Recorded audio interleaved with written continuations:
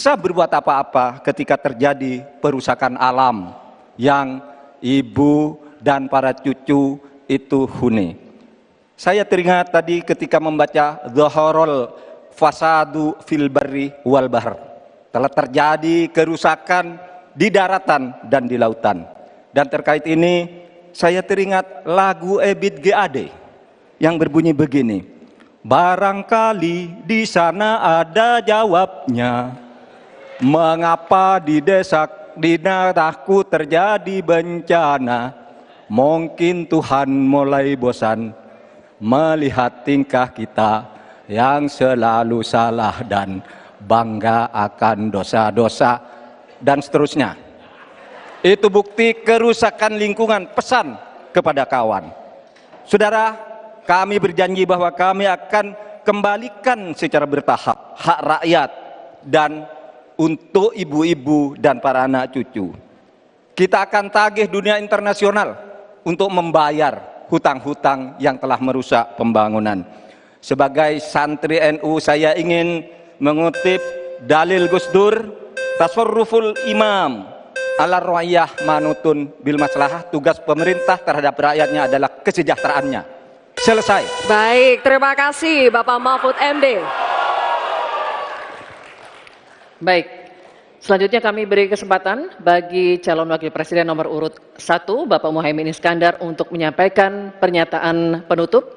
Pak Muhaimin, waktunya 2 menit dimulai saat Bapak berbicara. Silakan. Inti dari pembangunan berkelanjutan adalah tidak ada satupun yang ditinggalkan. Dari petani, peternak, nelayan, masyarakat adat, dan seluruh kelompok-kelompok rentan lainnya. Pembangunan berkelanjutan jangan diabaikan, malah ngurusi kekuasaan yang berkelanjutan. Oleh karena itu kita harus ingat bahwa Quran menyatakan Dhaharul Fasad fil Barri wal Bahr bima kasabat aydinas. Telah nyata kerusakan di darat dan di laut karena ulah tangan manusia. Bahkan Paus Fransiskus juga mengingatkan kepada kita semua, posisi yang agak rawan masa depan kita harus melakukan taubat ekologis. Taubat itu dimulai dari etika. Sekali lagi, etika. Etika lingkungan dan etika pembangunan. Jangan ugal-ugalan, jangan ngangkangi aturan, jangan sembrono, ojo sakarepe dhewe. Saudara-saudara sekalian, insya Allah kalau Amin mendapatkan mandat, kita akan sungguh-sungguh. Yang pertama, kita akan anggaran untuk mengatasi krisis iklim, kita tingkatkan secara signifikan, termasuk riset sekaligus implementasi energi baru dan terbarukan. Kita sahkan RUU masyarakat adat secepat-cepatnya. Dana subsidi atau dana untuk masyarakat desa kita tingkatkan 5 miliar per tahun agar warga desa dapat menikmati pembangunan. Yang selanjutnya kita juga akan teruskan subsidi BBM untuk masyarakat miskin, petani, nelayan miskin, dan kelompok rentan lainnya. Transportasi publik menggunakan energi listrik juga menjadi salah satu solusi untuk mengurangi polusi dengan cara pembangunan kota. Reforma agraria harus dieksekusi untuk memangkas ketimpangan. Saatnya kita berubah, saatnya kita pilih perubahan. Baik, terima kasih Bapak Muhaimin. Baik, kita akan berikan kesempatan juga kepada calon wakil presiden nomor urut 2, Bapak Gibran Raka Buming Baka, untuk memberikan pernyataan menutup. Waktu Anda 2 menit dimulai ketika berbicara. Silakan. Baik, terima kasih. Saya tidak akan pernah bosan-bosan membahas hilirisasi. Dengan hilirisasi kita akan keluar dari middle income trap. Dengan hilirisasi kita akan meningkatkan nilai tambah di dalam negeri. Dengan hilirisasi kita akan membuka lapangan pekerjaan seluas-luasnya. Tentunya dalam pelaksanaannya dipikirkan aspek lingkungan, keberlanjutan, dan sosialnya. Dampak perubahan iklim ini semakin nyata. Banjir, kekeringan, kenaikan air laut, ini adalah ancaman nyata dan sudah di depan mata. Semua masalah ini adalah tantangan zaman now. Membutuhkan solusi zaman now. Tantangannya adalah bagaimana kita mencari titik tengah, titik keseimbangan. Lanjutkan hilirisasi, tapi wajib menjaga lingkungan. Tingkatkan produktivitas pertanian dan sektor maritim, tapi wajib menjaga keseimbangan alam. Terima kasih Prof. Mahfud, Gus Muhaimin. Semoga debat malam ini memberikan gambaran tentang kemana arah bangsa ini akan melangkah. Sekali lagi, tantangan zaman now membutuhkan solusi zaman now. Tentunya anak-anak zaman now perlu lebih banyak lagi dilibatkan. Terima kasih Pak Prabowo sebagai salah satu senior dan teladan yang paling banyak melibatkan anak-anak zaman now. Langkah awal menuju Indonesia Emas, datang ke TPS, coblos nomor 2, Prabowo Gibran. Terima kasih. Mas Gibran masih ada waktu? Waktunya masih ada. Cukup atau lanjut? Cukup? Mas Gibran? Baik. Terima kasih. Silakan hadirin, saatnya kita berikan apresiasi untuk ketiga calon wakil presiden yang sudah menyelesaikan seluruh rangkaian debat pada malam hari ini. Bapak Ibu sekalian, masih ada satu debat terakhir yang akan diselenggarakan oleh Komisi Pemilihan Umum. Semoga hasil dari debat keempat ini dapat menjadi bahan pertimbangan Anda untuk menentukan pemimpin masa depan. Ya, dan selanjutnya kita akan menyanyikan lagu Bagimu Negeri. Kami mohon kesediaan para calon wakil presiden untuk tetap berada di atas panggung, disertai dengan calon presidennya masing-masing untuk bergabung ke atas panggung.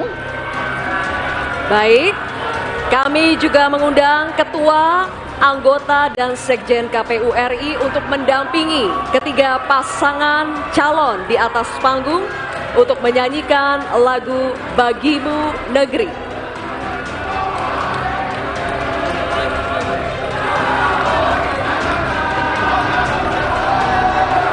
Hadirin sekalian, dimohon berdiri.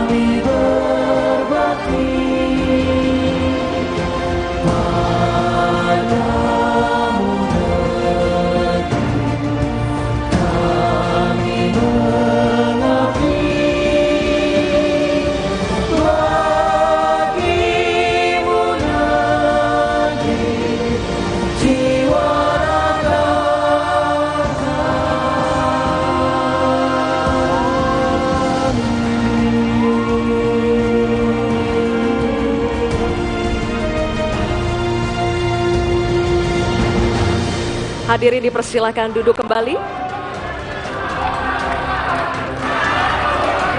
Dan selesai sudah seluruh rangkaian debat keempat calon wakil presiden pemilu tahun 2024. Jangan lupa gunakan hak pilih Anda pada tanggal 14 Februari mendatang. Karena suara Anda adalah penentu masa depan Indonesia. Demikianlah seluruh rangkaian debat keempat malam hari ini. Kami berdua pamit undur diri. Saya Zilvia Iskandar. Dan saya Retno Pinasti. Sampai jumpa.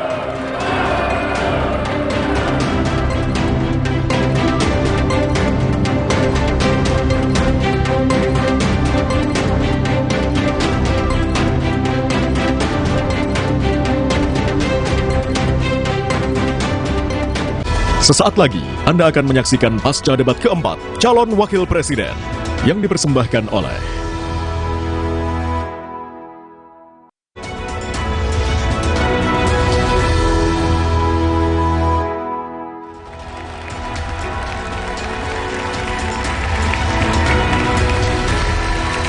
Selamat malam saudara.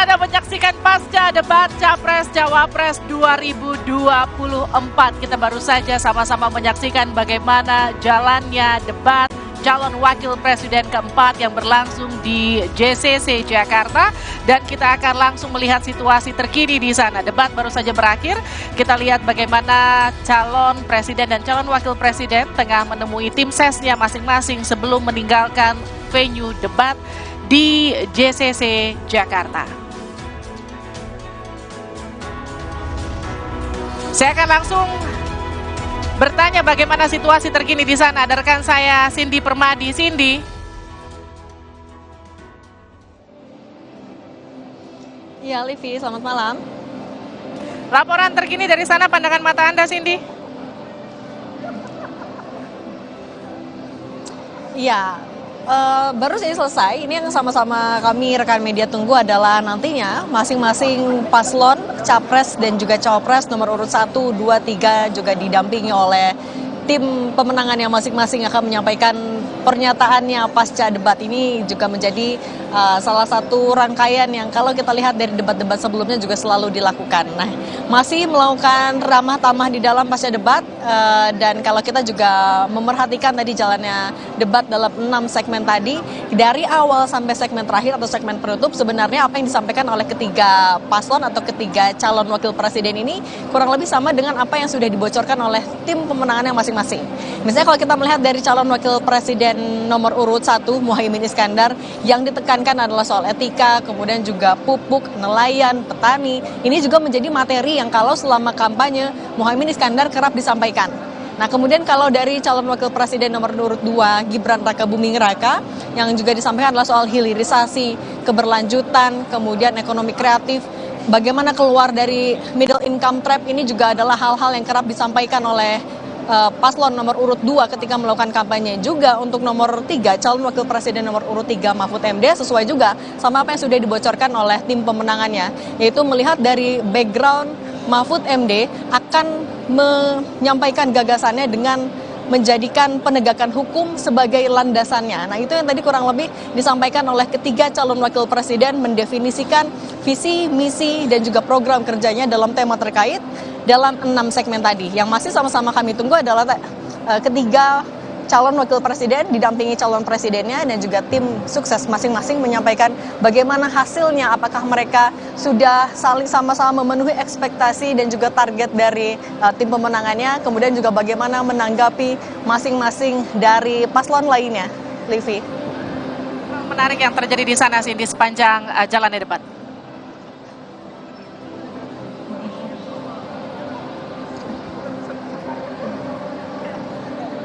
Jadi bisa diulangi lagi pertanyaannya? Apa saja hal-hal menarik yang terjadi di sana sepanjang jalannya debat, Cindy, yang mungkin tidak tercover oleh suasana live di sini? Ya, kalau untuk apa yang terjadi di dalam sebenarnya juga terbatas sekali akses kami media. Yang kami lihat kurang lebih sama dengan apa yang ditampilkan di layar kaca, karena kalau media juga sudah diberikan aksesnya hanya di area luar saja, di area selasar dan juga ruang media. Sementara kalau untuk di dalam itu hanya boleh dimasuki oleh masing-masing tim pemenangan, paslon, dan juga perwakilan dari media penyelenggara. Jadi kurang lebih sama. Tapi yang juga kami cermati adalah bagaimana masing-masing audiens tetap diminta untuk menaati peraturan, tidak membuat kegaduhan selama jalannya debat. Kemudian juga bagaimana jumlah audiens itu tetap diminta memenuhi 75 orang, karena ini memang jadi evaluasi dari debat-debat sebelumnya. KPU sudah meminta agar tim pengawalan misalnya tidak semuanya bisa masuk ke dalam, tapi bisa semakin dibatasi agar tidak memenuhi kapasitas. Kemudian juga kalau tadi sore sampai jelang debat, para pendukung non-undangan memenuhi area selasar, tapi ketika sudah mendekati area atau waktu debat itu mereka sudah mulai membubarkan diri, karena juga nobar dari masing-masing paslon juga digelar di beberapa tempat, Livi. Cindy, nanti saya akan kembali lagi ke Anda untuk melihat bagaimana pernyataan pers dari masing-masing capres cawapres di sana. Terima kasih Cindy Permadi, rekan saya langsung dari arena venue atau venue debat di JCC Senayan Jakarta. Saudara, selamat malam.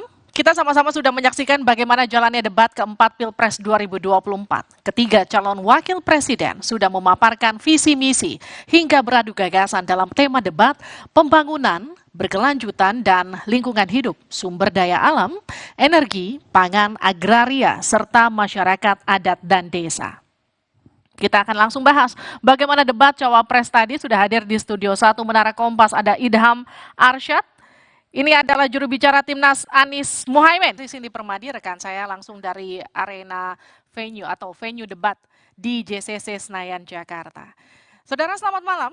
Kita sama-sama sudah menyaksikan bagaimana jalannya debat keempat Pilpres 2024. Ketiga calon wakil presiden sudah memaparkan visi misi hingga beradu gagasan dalam tema debat pembangunan, berkelanjutan dan lingkungan hidup, sumber daya alam, energi, pangan, agraria, serta masyarakat adat dan desa. Kita akan langsung bahas bagaimana debat Cawapres tadi. Sudah hadir di Studio 1 Menara Kompas ada Idham Arsyad. Ini adalah juru bicara Timnas Anies Muhaimin. Selamat malam. Ada juga Diah Roro, juru bicara tim kampanye nasional Prabowo Gibran. Selamat malam, Mbak Roro. Selamat malam, terima kasih. Juga Andre Rahadian dari tim sukses atau tim ses Ganjar Mahfud. Selamat malam. Kita juga kehadiran panelis pada malam hari ini, Fahmi Radi, pengamat ekonomi energi Universitas Gadjah Mada. Selamat malam. Malam. Oh, UGM. Selamat malam juga para pendukung dari tim ses nomor urut 1. Para pendukung nomor urut 2. Dan para pendukung nomor urut 3. Meriah sekali malam hari ini. Saya langsung berbincang ke Pak Idham dulu. Pak Idham, jadi bagaimana tadi jalannya debat yang Anda saksikan? Ini adalah debat kedua Cawapres. Saya kira calon wakil presiden dari 01 mengeksekusi sangat baik. Seluruh tema yang disampaikan, dijelaskan secara baik, disampaikan ide gagasannya. Dan yang paling penting sebenarnya kita lihat bahwa ada inti pokok yang selalu ditegaskan oleh Pak Muhaimin adalah keberpihakan. Karena seluruh tema yang kita bahas di sini itu berkaitan tentang hidup hajat orang banyak. Jadi tema mengenai pengelolaan sumber daya alam, lingkungan, pangan, desa dan agraria. Kalau kita pras itu berkaitan tentang kehidupan manusia, kehidupan umat manusia, dan itu sebenarnya muaranya ke pasal 33 ayat 3 Undang-Undang 45. Dan itu ditegaskan secara tegas oleh Pak Muhaimin bahwa ini nggak bisa dikelola secara serampangan. Harus berpihak, harus melibatkan masyarakat, harus mengajak dialog sama masyarakat adat. Kalau tidak, maka kita akan menyaksikan apa? Kerusakan lingkungan, kita akan menyaksikan konflik agraria, dan itu sering banget kita lihat kejadian-kejadian akhir ini.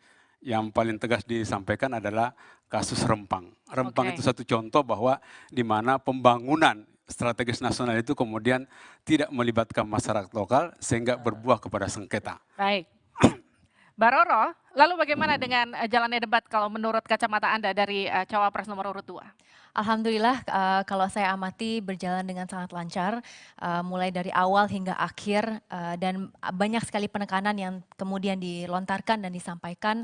Kembali lagi bahwa ini tema yang sangat relevan terhadap pembangunan negara Indonesia bukan hanya 5 tahun ke depan tapi hingga 50 tahun ke depan. Jadi Mas Gibran mampu untuk kemudian memaparkan sebagai perwakilan anak muda gitu ya di Indonesia, dan tentunya beliau juga sebagai anak muda ini merupakan isu-isu yang sangat amat relevan. Ibaratnya itu Mas Gibran banget gitu. Dan alhamdulillah tadi mulai dengan bagaimana hilirisasi di lintas sektor gitu ya, bukan hanya di sektor energi saja.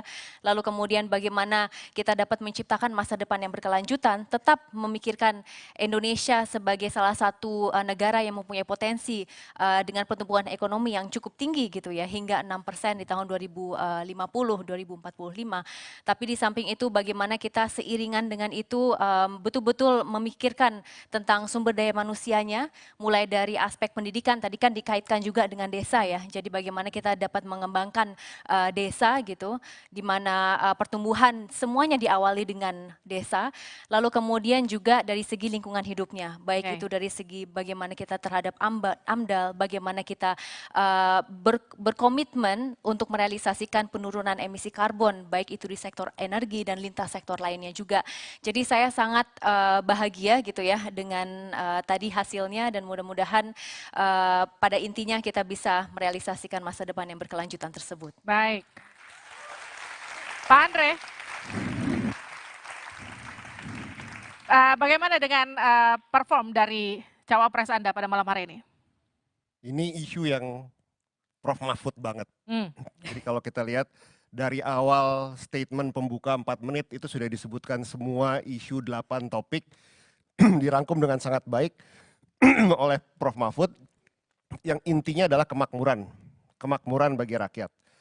Bagi rakyat Indonesia dimulai dari asas kemanfaatan, pemerataan penggunaan sumber daya, partisipasi masyarakat, dan juga penghormatan pada hak-hak rakyat yang turun-temurun. Jadi ini masyarakat adat.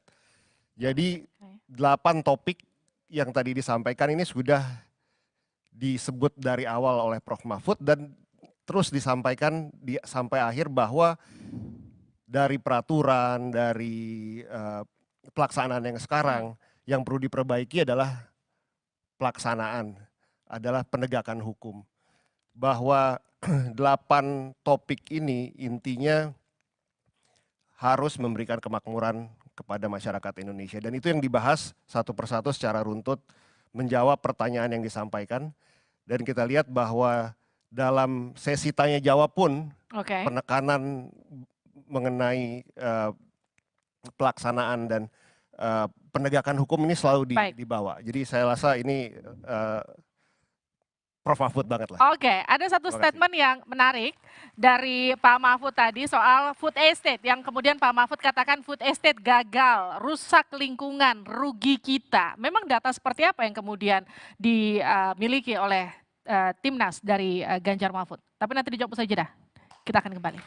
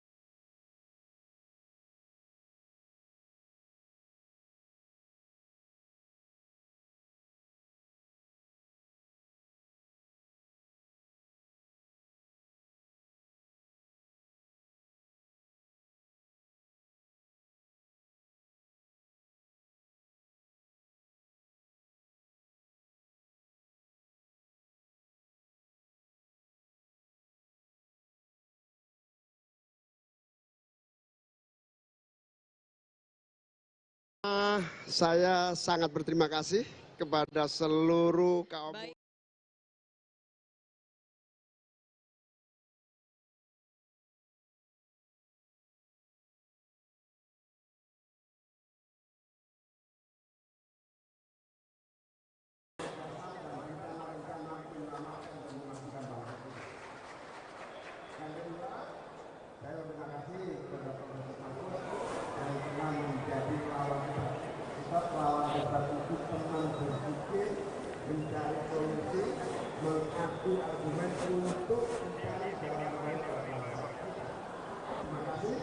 Semoga debat ini terjaga menjadi kekuatan untuk menyangga wibawa dari gagasan pikiran dan cita-cita kita semua. Nah, yang ketiga, saya bentar lagi mau telepon Pak Lembong. Bukan minta masukan, bukan. Telepon Pak Lembong, ada yang rindu rupanya. Baik, terima kasih Pak Muhaimin. Pak Anies ingin menambahkan? Ya, ada 3 kata atas apa yang dikerjakan Gus Muhaimin malam ini. 1 bangga, 2 bangga, 3 bangga. 3. Saya bangga kenapa? Karena Gus Muhaimin menjaga marwah debat. Menjadi forum untuk bicara policy, bukan definisi. Menjaga forum ini sebagai forum menunjukkan bagaimana kepemimpinan yang ditawarkan. Kepemimpinannya level kebijakan, bukan level yang teknis, yang sama sekali jauh dari tingkat kepemimpinan nasional. Yang kedua, menunjukkan sikap yang menghormati lawan bicara, menghargai dan tidak sedikit pun merendahkan. Karena seperti dikatakan tadi, lawan debat adalah teman berpikir. Dan Gus Imin menunjukkan kepada kita sikap yang terhormat. Dan itu semua didasari apa? Semua mulai dari etik. Semua mulai dari etika. Kalau etik itu dihormati, ditinggikan, maka perilaku akan mencerminkan itu. Dan tadi kita menyaksikan, saya rasa seluruh rakyat Indonesia malam hari ini bisa menyaksikan. Bukan hanya gagasannya, tapi etika dalam forumnya ditunjukkan. Kenapa? Karena ini level nasional yang nantinya akan menjadi contoh bagi seluruh anak bangsa di dalam berperilaku keseharian. Saya bangga atas apa yang tadi disampaikan oleh Gus Muhaimin dan saya yakin rakyat Indonesia pun melihat ini sebagai contoh bagaimana berdialog secara terhormat. Terima kasih. Baik, terima kasih Pak Anies, Pak Muhaimin. Kini kami berikan kesempatan kepada teman-teman media untuk memberikan pertanyaan. Mohon mengangkat tangan, menyebutkan nama dan nama media. Silakan, Mas. Baju coklat, betul. Selamat malam Pak Anies, Pak Muhaimin. Saya ingin bertanya mengenai konten di debat tadi yang paslon nomor 2 menggunakan gimmick dalam penyampaian debatnya. Bagaimana komentar Pak Anies dan Pak Muhaimin mengenai hal tersebut? Lalu persiapan Pak Anies mengenai di debat terakhir Pak, yang akan dimulai dalam pekan depan. Bagaimana Pak persiapannya? Apakah akan tampil menyerang kembali atau ada strategi-strategi lain Pak? Terima kasih. Baik, silakan dijawab langsung Pak Muhaimin. Iya, ini tes. Ya, debat ini adalah keseriusan kita untuk menata bangsa. Kegagalan seluruh pembangunan kita hari ini, kita selalu terjebak pada gimmick-gimmick yang tidak pernah membawa kepada perbaikan. Kita harus pada substansi dari pembangunan kita. Sehingga gimmick-gimmick bagi saya itu membahayakan keberlangsungan visi dan misi kita terlaksana. Baik, ya, Pak Anies. Saya tambahkan ini, meneruskan saja. Kalau substansinya kuat, tidak perlu banyak atraksi. Rumus itu. Kalau substansinya kuat, tidak perlu banyak atraksi. Tapi kalau substansinya lemah, harus ditutupi dengan atraksi. Oke? Itu sederhana sekali. Yang kedua, ketika kita menyampaikan gagasan, akan bisa terlihat mana gagasan yang otentik, mana yang kosmetik. Oke? Anda akan bisa menyaksikan di situ. Jadi, bagi kami ini adalah sebuah kesempatan bagi rakyat untuk melihat mana yang substantif dan mana yang otentik. Karena pada mereka lah kita perlu titipkan kepercayaan untuk masa depan Republik ini. Terkait debat terakhir, terlalu awal kalau dibicarakan sekarang. Kita tunggu waktunya nanti ya. Baik, kami berikan kesempatan. Satu lagi nggak apa-apa ya Pak ya? Baik, satu pertanyaan lagi kepada teman-teman media. Mohon angkat tangan, baik, silahkan. Malam Pak Anies, Gus Imin, Diana dari CNN mau tanya 2 pertanyaan. Yang pertama soal komitmen anti nikel. Tadi 02 agak mengarahkan sebenarnya apakah menanyakan sebenarnya lebih 01 apakah anti nikel atau tidak. Kemudian yang kedua, tadi Gus Imin kalau saya tidak salah dengar hanya berterima kasih kepada Pak Mahfud. Ini artinya bahwa menilai Mas Gibran tidak menjadi teman debat yang baik pada malam hari ini. Terima kasih Gus, Pak. Baik, silakan. Ya, kita bukan anti nikel atau anti tambang, tapi kita tidak ingin gegabah merusak lingkungan. Itu intinya. Sehingga nikel atau tambang kita harus berdampak pada kemakmuran semuanya, bukan segelintir orang. Yang kaya boleh terus kaya, tapi yang lain jangan menikmati limbahnya. Sama-sama kaya, sama-sama nikmat. Itulah yang kita inginkan. Yang kedua, Pak Mahfud telah menjadi teman debat yang produktif, yang menjaga kewibawaan debat kita malam ini sehingga punya masa depan yang lebih baik buat visi kita ke depan. Sampai di situ aja, udah. Sudah cukup, Pak Anies mau menambahkan? Udah, saya rasa kita semua sudah lihat, sudah cukup. Tinggal sekarang silahkan rakyat Indonesia membandingkan, menyandingkan, dan ambil keputusan kepada siapa kewenangan itu akan diberikan. Baik, terima kasih banyak kami ucapkan. Terima kasih.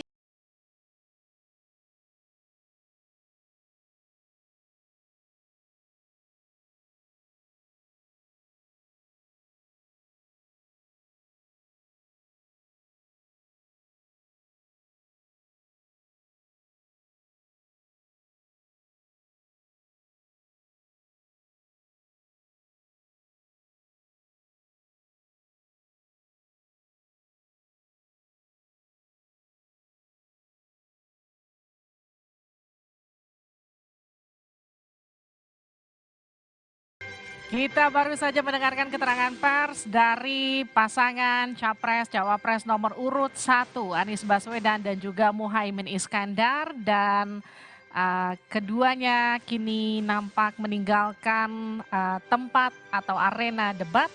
Sementara kita juga sedang melihat bagaimana persiapan dari Capres Cawapres nomor urut 2 Prabowo Subianto dan Gibran Raka Buming Raka yang akan menuju ke tempat konferensi pers.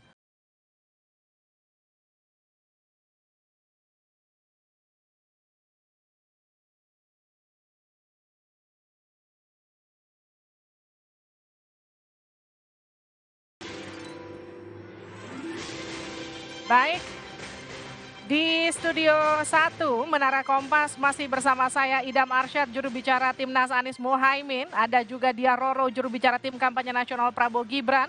Juga Andre Rahadian dari Tim Sukses atau Tim Ses Ganjar Mahfud. Juga kehadiran 2 panelis pada malam hari ini, ada Dwi Andrea Santosa, Guru Besar dan Kepala Pusat Bioteknologi Institut Pertanian Bogor. Juga Fahmi Radi, Pengamat Ekonomi Energi Universitas Gadjah Mada. Kita akan membincang dan juga mengupas tuntas apa saja yang terjadi pada debat malam hari ini. Dan kita kembali ke JCC untuk mendengarkan keterangan pers dari Capres Cawapres nomor urut 2 Prabowo Subianto dan Gibran Raka Buming Raka. Debat pada malam hari ini. Ya, terima kasih sekali. Malam ini berkesempatan untuk bertukar pikiran dengan Prof. Mahfud dan juga Gus Muhaimin. Ya, semoga debat malam ini memberikan gambaran ya tentang kemana nanti arah bangsa ini akan melangkah. Terima kasih. Baik, untuk Pak Prabowo mungkin ingin menambahkan tanggapan dari Mas Gibran. Baik, yang pertama tentunya kami ucapkan terima kasih kepada KPU yang telah menyelenggarakan acara debat ini yang keempat dalam keadaan yang lancar, tertib, dan juga stasiun televisi yang menyelenggarakannya,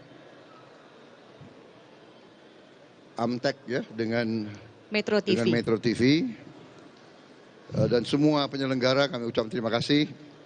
Kemudian tentunya tadi saya sangat bangga lagi, ternyata Mas Gibran kembali menunjukkan kapasitas, kemampuan, penguasaan terhadap masalah ekonomi. Jadi ya kami turut bangga dan benar, saya kira rakyat sudah semakin jelas melihat arah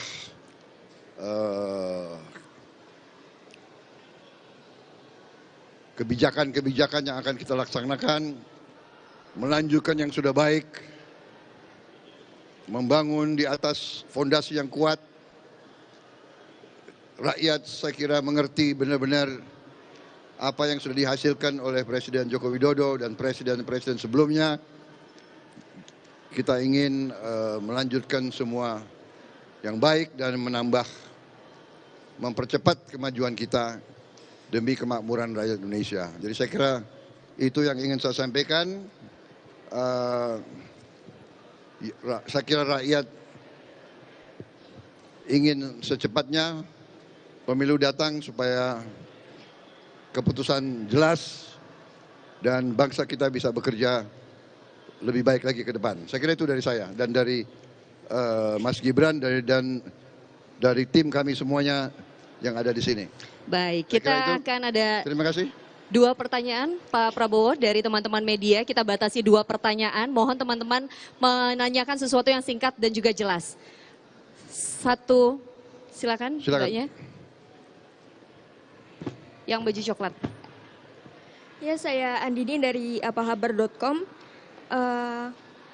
Sempat disinggung sama Mas Gibran bahwa akan membereskan permasalahan tambang ilegal ya kan. Terus beberapa waktu lalu juga Mas Gibran udah datang ke Tanah Bumbu di Kalimantan Selatan, yang mana di sana ada Jalan Nasional kilometer 171 yang longsor karena tambang ilegal. Nah, sebelumnya Mas ini udah tahu permasalahan itu atau belum? Lalu bagaimana tanggapannya? Nanti akan kami tindak lanjuti. Saat ini sudah ada 2078 IUP yang sudah dicabut. Ya, ke depan harus kita perketat lagi monitoringnya. Itu. Terima kasih. Baik, 1 pertanyaan terakhir. 1 pertanyaan terakhir. Selain yang sudah menjawab. Mana? Ini yang silakan. Selamat Pak Prabowo, Pak Gibran dan juga seluruh tim dari Paslon 02. Cek. Anda dari mana? Aman. Itu moderatornya suruh ngomong dong, kalau ganti orang gitu loh. Cek, baik. Selamat malam Pak Prabowo, Pak Gibran dan seluruh tim Paslon 02. Izin saya Reno Reksa Pak dari SCTV.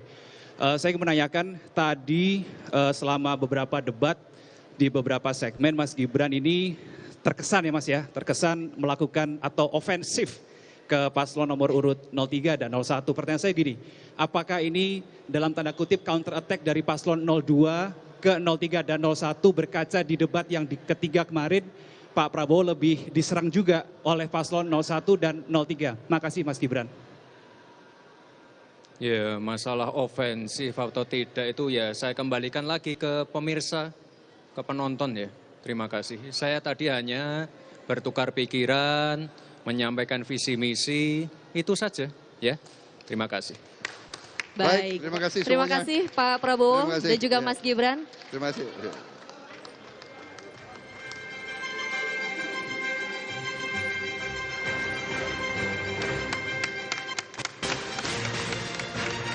Baik, terima kasih.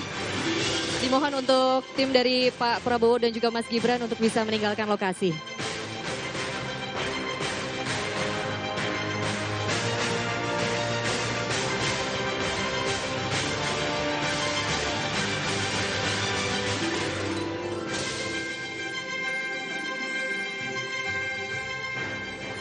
Kita baru saja mendengarkan keterangan pers dari pasangan Capres-Cawapres nomor urut 2 Prabowo Subianto dan Gibran Raka Buming Raka. Saya akan langsung ke panelis kita pada malam hari ini, ada Pak Fahmi Radi dan juga Pak Dwi Andreas Santosa. Saya ke Pak Fahmi Radi dulu. Jadi bagaimana Anda melihat dan juga mengikuti jalannya debat keempat pada malam hari ini? Kalau dibandingkan dengan debat kedua calon presiden tadi, saya kira ini ada lebih baik gitu ya. Apa indikatornya lebih banyak membahas masalah-masalah substansi dan beberapa gimmick itu sudah mulai dikurangi. Meskipun Gibran tampaknya masih menggunakan strategi menyerang gitu ya, dengan beberapa yang seolah-olah merendahkan lawan bicaranya tadi. Nah kemudian juga KPU sudah menetapkan bahwa singkatan harus ada suatu penjelasan gitu. Tampaknya Gibran melakukan dan tampaknya sengaja gitu ya, pada saat membahas tentang green inflation. Mestinya ada penjelasan apa yang maksud green inflation supaya substansinya itu dibahas gitu ya. Tapi di luar itu saya kira ketiganya lebih baik dibanding dengan debat sebelumnya. Baik, saya ke Pak Dwi Andreas. Jadi bagaimana Anda melihat jalannya debat malam hari ini? Ya, kebetulan kan tadi kami di kompas.com ya juga mengikuti itu melalui dalam arti diskusi yang disiarkan secara langsung melalui YouTube. Memang ada beberapa catatan bagi kami debat ya sebagaimana debat ya dalam arti banyak hal yang normatif yang disampaikan di sana. Sedangkan di kami sebenarnya saya sangat berharap mewakili sedulur-sedulur tani kami, saya sudah 27 tahun bergerak di jaringan tani kecil, ada solusi yang genuine terkait persoalan pertanian, terkait persoalan petani kecil, terkait persoalan pangan. Karena apa? Kalau kita lihat selama 10 tahun terakhir ini yang terjadi justru berbeda jauh dari cita-cita yang sekarang yang sudah 10 tahun yang lalu dicita-citakan. Misalnya terkait impor pangan yang terus membesar dalam 10 tahun terakhir ini, Mbak, catatan kami ya, itu impor pangan itu melonjak dari 10 miliar US dollar ke 18,6 miliar US dollar, hampir 2 kali lipat selama 10 tahun terakhir ini. Defisit neraca perdagangan kita juga melonjak hampir 2 kali lipat dari 8,9 miliar US dollar melonjak ke 16,2 miliar US dollar. Itu. Lalu terkait dengan kesejahteraan petani, kita ingat betul tahun 2020-2021 sebagai salah satu contoh sampai 2022 itu nilai tukar petani NTP tanaman pangan itu di bawah 100, Mbak. Dalam arti apa? Petani rugi. Dan ini kami alami sendiri ketika kami diskusi dengan sedulur-sedulur tani kami, mereka mengalami kerugian antara 250.000 sampai 1 juta rupiah per panen, per tanam.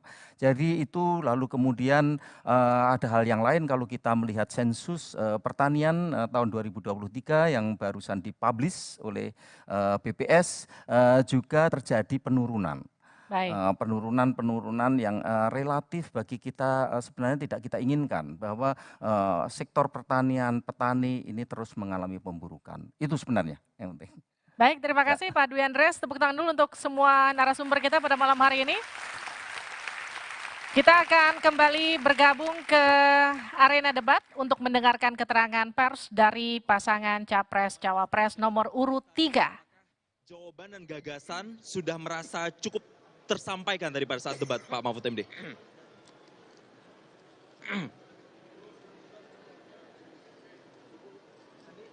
Baik, tadi rasanya di dalam debat ya biasa-biasa sajalah begitu debat itu.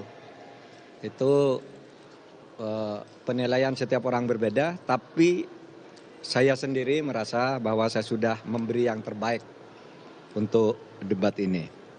Nah oleh sebab itu karena ini debat terakhir untuk Cawapres, saya ingin sampaikan terima kasih kepada Pak Jokowi karena 5 tahun yang lalu atau 4,5 tahun yang lalu beliau meminta saya menjadi Menko Polhukam, saya semakin banyak belajar dan tahu bahwa beliau itu sangat peduli terhadap kesejahteraan rakyat dan kebaikan rakyat.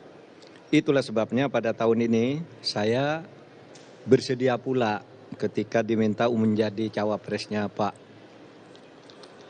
Ganjar Pranowo, karena apa yang saya peroleh selama menjadi menterinya Pak Jokowi itu bisa saya lanjutkan di zaman atau di dalam tugas-tugas Pak Ganjar Pranowo kalau sudah menjadi presiden nanti, karena Pak Ganjar dan Pak Jokowi itu sama-sama merupakan presiden rakyat. Itu aja. Kalau dari Pak Ganjar, ada tanggapan terkait penilaian tadi penampilan debat dari Pak Mahfud MD? Bagus lah. Karena untuk pertama kali saya kira Pak Mahfud menginspirasi. Ada pertanyaan yang harus dijawab, tapi beliau sampaikan tadi, ini pertanyaan nggak perlu dijawab. Dan itu menginspirasi. Saya melihat, oh iya ya, kadang-kadang pertanyaan itu tidak perlu dijawab gitu ya. Dan beliau sampaikan secara terbuka, menurut saya itu bagus untuk mengedukasi semuanya dan Pak Mahfud menyampaikan dengan firm betul itu. Baik, terima kasih Pak Ganjar, Pak Mahfud. Tapi kita berikan kesempatan untuk teman-teman media. Boleh yang paling ujung? Silakan sampaikan nama dan dari media mana. Perkenalkan saya Laura dari TV One. Mau tanya buat Prof Mahfud. Tadi kata Gus Imin, Prof lawan debat yang baik. Kalau bagi Prof Mahfud sendiri, siapa lawan debat yang baik dan kenapa? Kemudian terus tadi ada pertanyaan dari Mas Gibran yang dibilang receh. Recehnya gimana Prof? Terima kasih. Gini, semua lawan debat itu menurut saya baik. Dia atau mereka sudah mempersiapkan diri, seperti halnya saya juga. Soal pertanyaan receh itu, ya bagian dari gimmick aja. Karena dia kan juga gimmick kan, sesuatu yang ditanyakan, lalu dianggap, oh bukan itu pertanyaannya. Padahal pertanyaannya memang itu. Nah, saya katakan, ini kok jawabannya receh banget, enggak usah dilanjutkan, saya bilang. Saya kembalikan ke moderator, sudah waktu saya serahkan moderator, saya tidak akan gunakan, sisa waktu tidak ada gunanya. Debat kayak gini, kan cuma gitu, itu bagian gimmick saja dari debat. Baik, berikutnya pertanyaan kedua, silakan yang baju putih di tengah. Boleh silakan nanti disebutkan nama dan juga dari media mana. Ya, selamat malam. Terima kasih kesempatannya. Saya Firda dari Detikcom. Izin bertanya kepada Prof. Tadi soal pertanyaan dari rival Anda, Gibran Rakabuming, soal greenflation yang Anda menolak menjawab, yang ternyata menolak menjawab. Tadi Prof bilang karena gimmick juga. Kalau begitu boleh dielaborasi soal komitmen Anda dan Mas Ganjar soal greenflation yang merupakan konsekuensi dari transisi ramah lingkungan yang kemudian menciptakan suatu krisis gitu, greenflation. Apakah bagaimana Anda nantinya mewanti-wanti ketika kebijakan ekonomi hijau ini diterapkan itu tidak menimbulkan perlawanan, penolakan dari masyarakat seperti demo rompi kuning yang tadi disinggung sama Mas Gibran. Bagaimana komitmen Anda? Terima kasih. Gini, saya bukan tidak mau menjawab, saya sudah menjawab dengan benar. Tapi dia yang tidak ngerti konsep itu. Sehingga dibilang, loh kok jawabannya lain. Loh, jawaban saya itu karena pertanyaan itu. Oleh sebab itu, saya bilang ke moderator, udahlah kembalikan ke moderator aja. Ini tidak bisa dilanjutkan debat kayak gini. Karena masalahnya sudah dijawab, lalu bilang belum dijawab. Kan itu hanya gimmick aja bilang begitu. Makanya saya bilang ini receh kalau gitu. Pertanyaan baliknya receh, kan begitu. Saya sudah menjawab sesuai dengan pertanyaan. Oke, apa? Ini saya mau baca dulu ya. Pesan dari TPN. Baju yang saya pakai bersama Pak Ganjar ini merupakan aksi nyata dan balutan harapan perempuan Indonesia untuk merawat ibu pertiwi kita yang sakit. Izinkan saya bercerita tentang perjalanan baju ini. Baju ini terbuat dari kapas yang mudah terurai secara alami. Kapas ini ditanam oleh petani perempuan di Tuban, Jawa Timur, dengan teknik tumpang sari tanpa menggunakan bahan kimia. Kapas diproduksi menjadi benang dan ditenun secara manual menjadi selai kain. Pewarnaan menggunakan pewarna alami dari tanaman, bukan kimia, sehingga menghindari penggunaan 2,5 juta liter bahan kimia. Sementara kancingnya diproduksi di Makassar, ini kancingnya. Kain dijahit oleh ibu-ibu di Desa Badung, Bali, menggambarkan semangat dan kerja keras mereka untuk memberikan penghidupan yang lebih baik bagi keluarganya di masa depan, di mana 100% dari mereka menerima upah yang layak. Dibutuhkan waktu 180 hari, 6 bulan, untuk tumbuh, memintal, menenun, dan menjahit baju. Proses ini telah menebarkan dampak positif untuk 1.500-an kehidupan, terdiri dari petani hingga penjahit. Juga berhasil mencegah produksi 80 ton CO2 dan menggenerasi 30 hektar lahan melalui daur ulang sampah dan mengubah tanah kering menjadi agroforestry. Sebelumnya, para ibu pengrajin terdampak bahan kimia yang bahaya bagi kesehatan dan mencemari sumber air dan juga tidak mendapatkan penghidupan yang layak. Pengembangan penanaman kapas asli Indonesia juga menjadi inspirasi di mana sekarang lebih dari 90% kita mengimpor kapas. Padahal di tahun 1940 sampai 1950 Indonesia adalah salah satu produsen kapas global terbesar.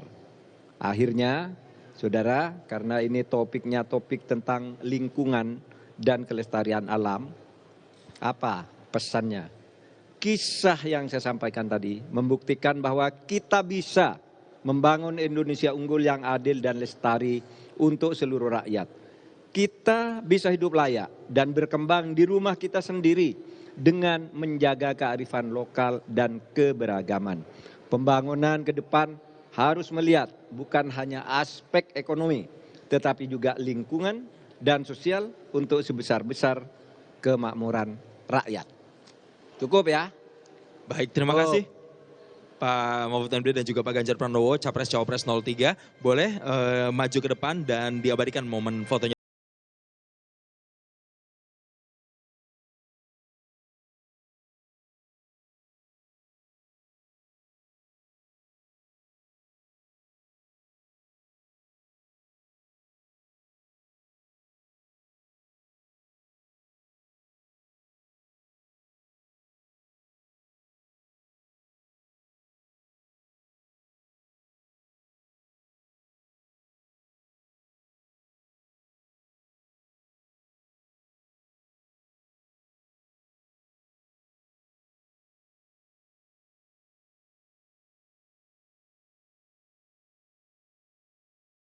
Nomor urut 3 Ganjar Pranowo dan juga Mahfud MD. Saya langsung ke Mas Andre. Mas Andre, tadi bagaimana melihat keterangan pers yang tadi disampaikan Pak Mahfud ketika ia mengatakan bahwa ada pertanyaan yang memang harus dijawab, ada juga yang nggak harus dijawab ketika tadi debat? Ya, karena saya lihat tadi disampaikan juga bahwa itu pertanyaan udah dijawab dan setelah dicek memang benar. Gitu. Jadi pertanyaan balik tanggapannya tidak perlu ditanggapi lagi.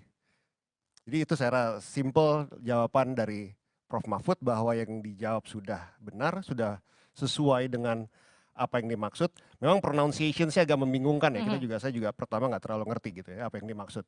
Jadi tapi setelah itu dijawab dengan baik oleh Prof. Mahfud, dianggap gimmick, dia bilang bahwa itu tidak menjawab. Nah, itu jadi Prof. Mahfud bilang mungkin dari pandangannya ini udah selesai lah gitu. Baik, saya ke Mbak Roro. Mbak Roro tadi juga sempat dibilang ofensif malam hari ini Gibran. Bagaimana responnya Mbak Roro?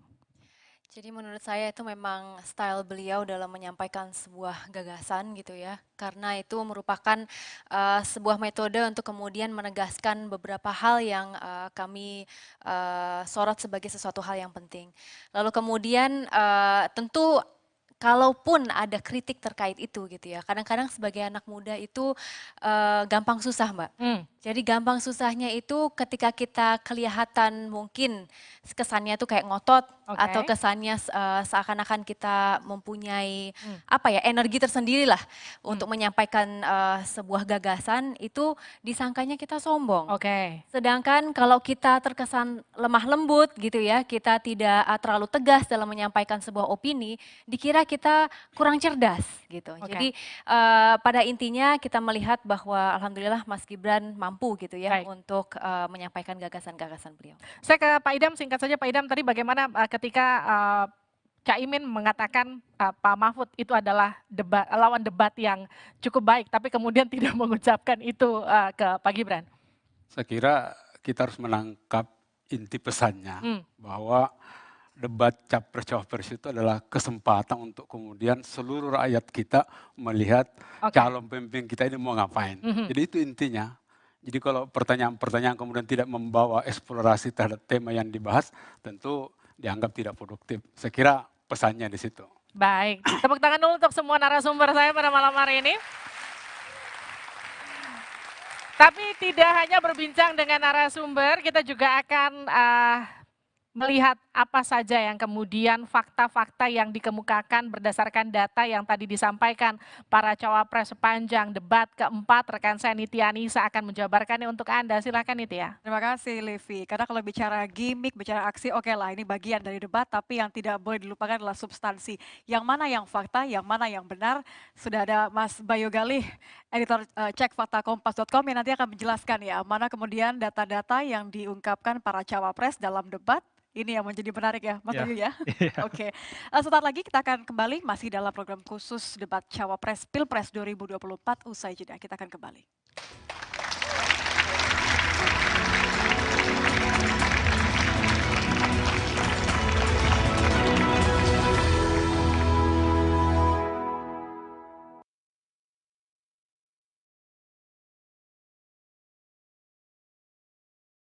Berbicara, silakan. Saudara-saudara sekalian, tanpa krisis iklim pun persawahan pertanian kita tidak memiliki air dan irigasi yang memadai. Bahkan lebih fatal lagi dalam mengadakan pengadaan pangan nasional, petani tidak dilibatkan dan bahkan hanya melibatkan korporasi. Ini yang harus kita rubah. Kita ingin melihat bahwa potensi petani dan seluruh produk-produknya masih sangat luar biasa. Mulai dari pengadaan lahan yang memadai. Dalam arti lahan-lahan yang ada melalui reformasi agraria.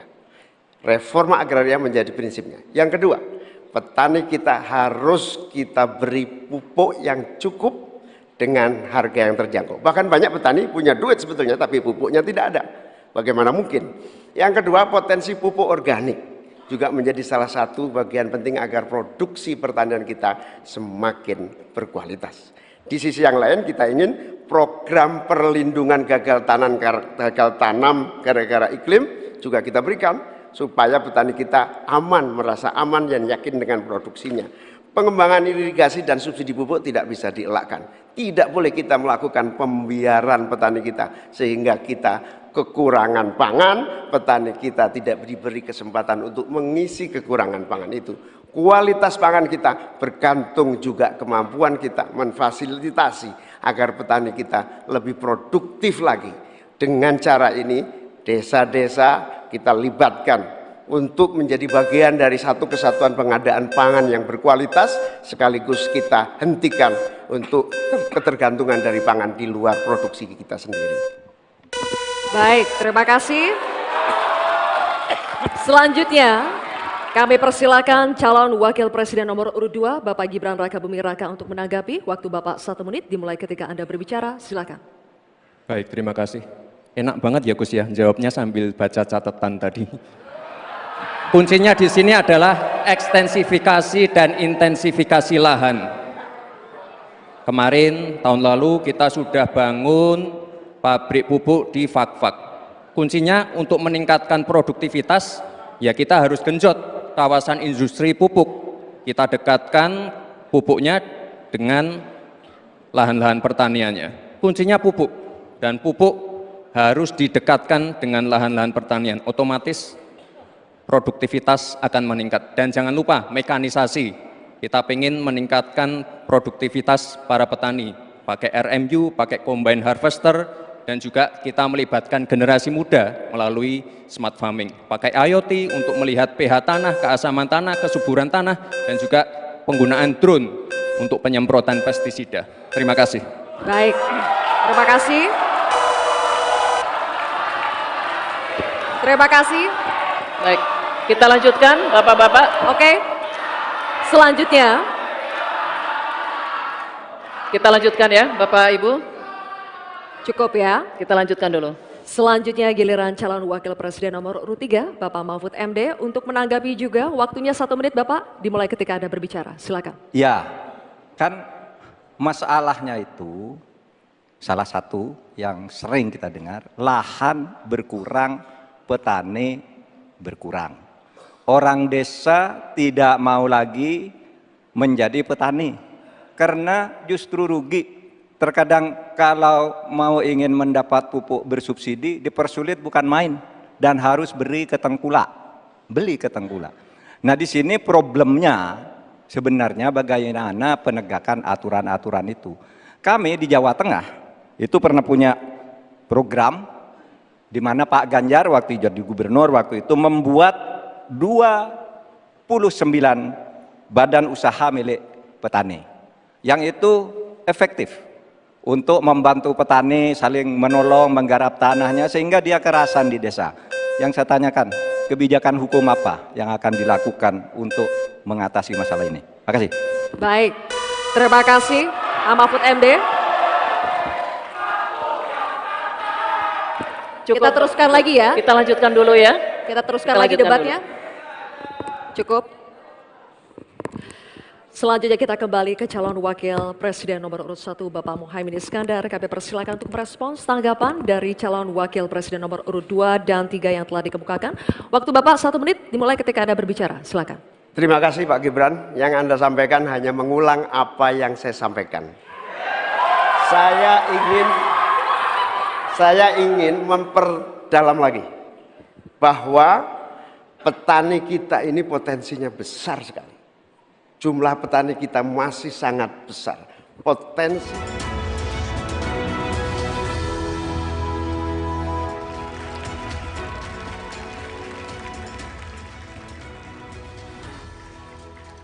Anda kembali bersama kami di pasca debat yang fokusnya kali ini adalah Cawapres di Pilpres 2024. Kalau tadi saya sudah memperkenalkan editor Cek Fakta Kompas.com, Bayu Galih. Mas Bayu, ini sesuatu hal yang sangat seru karena tidak hanya bicara mengenai substansi tapi juga Kompas.com berkomitmen untuk kemudian mengecek bahasan-bahasan yang disampaikan oleh para cawapres ini dengan data-data yang akurat begitu ya? Ya, jadi kita menguji pernyataan yang disampaikan 3 kandidat untuk disandingkan apakah sesuai dengan data yang ada. Nah, itu dia tantangannya.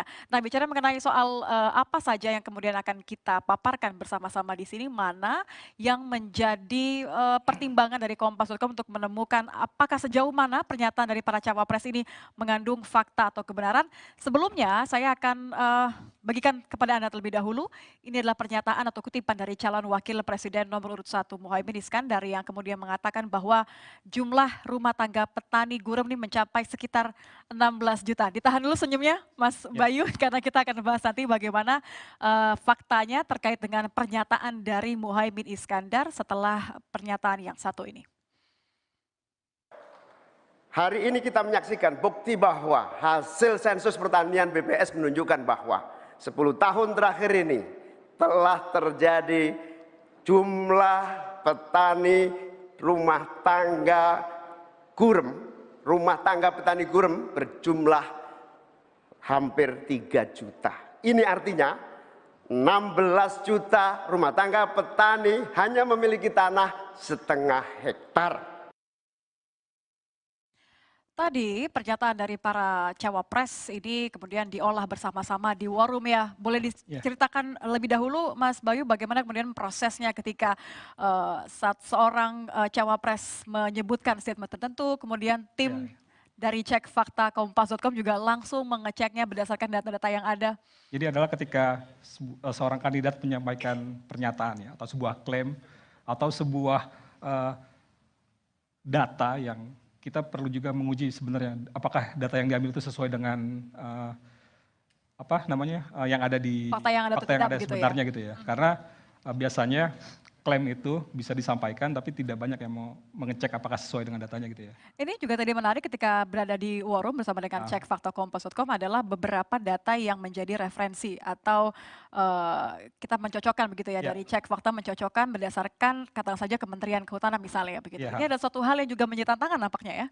Iya memang kita bagaimanapun juga kan yang punya data resmi itu pihak-pihak seperti kementerian atau BPS dan segala macamnya. Jadi kita masih merujuk data itu juga meskipun kita juga menggunakan data-data yang di luar pemerintah seperti organisasi masyarakat sipil, NGO dan lain-lainnya. Oke, berarti yang satu ini tadi kan sudah saya bocorkan sedikit ya pernyataan yang akan kita cek faktanya. Pernyataan dari Cawapres nomor urut 1 Muhaimin Iskandar terkait dengan jumlah petani garam. Kita akan tampilkan terlebih dahulu ini kutipannya. Hari ini kita menyaksikan hasil sensus pertanian BPS ini sudah kode nih bahwa berdasarkan data dari BPS. Berarti kan yang dilakukan langsung oleh cek fakta kompas.com adalah mengeceknya ke BPS. BPS ya, oke. 16 juta rumah tangga petani hanya punya tanah 1,5 hektar. Ini jumlahnya hampir 3 juta. Kita akan cek faktanya. Faktanya seperti apa? Ya kita lihat memang Caimin menyoroti kondisi Indonesia yang sebenarnya masyarakat agraria gitu. Tapi ternyata penguasaan lahan lebih banyak yang definisinya petani gurem. Tadi ketika Caimin bilang ada semacam penambahan 3 juta, kita lihat dari datanya dari 2013 kemudian sampai 2023. 2023 memang bertambah menjadi 16,89 juta gitu ya. Jadi memang pernyataan Muhaimin cukup memudahkan ketika dia mengucapkan sumbernya dari BPS, jadi kita tinggal cek dari BPS gitu ya. Benar nggak angkanya sama? Tapi kan tadi kalau Muhaimin mengatakan 16 juta, ini masih ada 16,89. Tapi kan juta loh.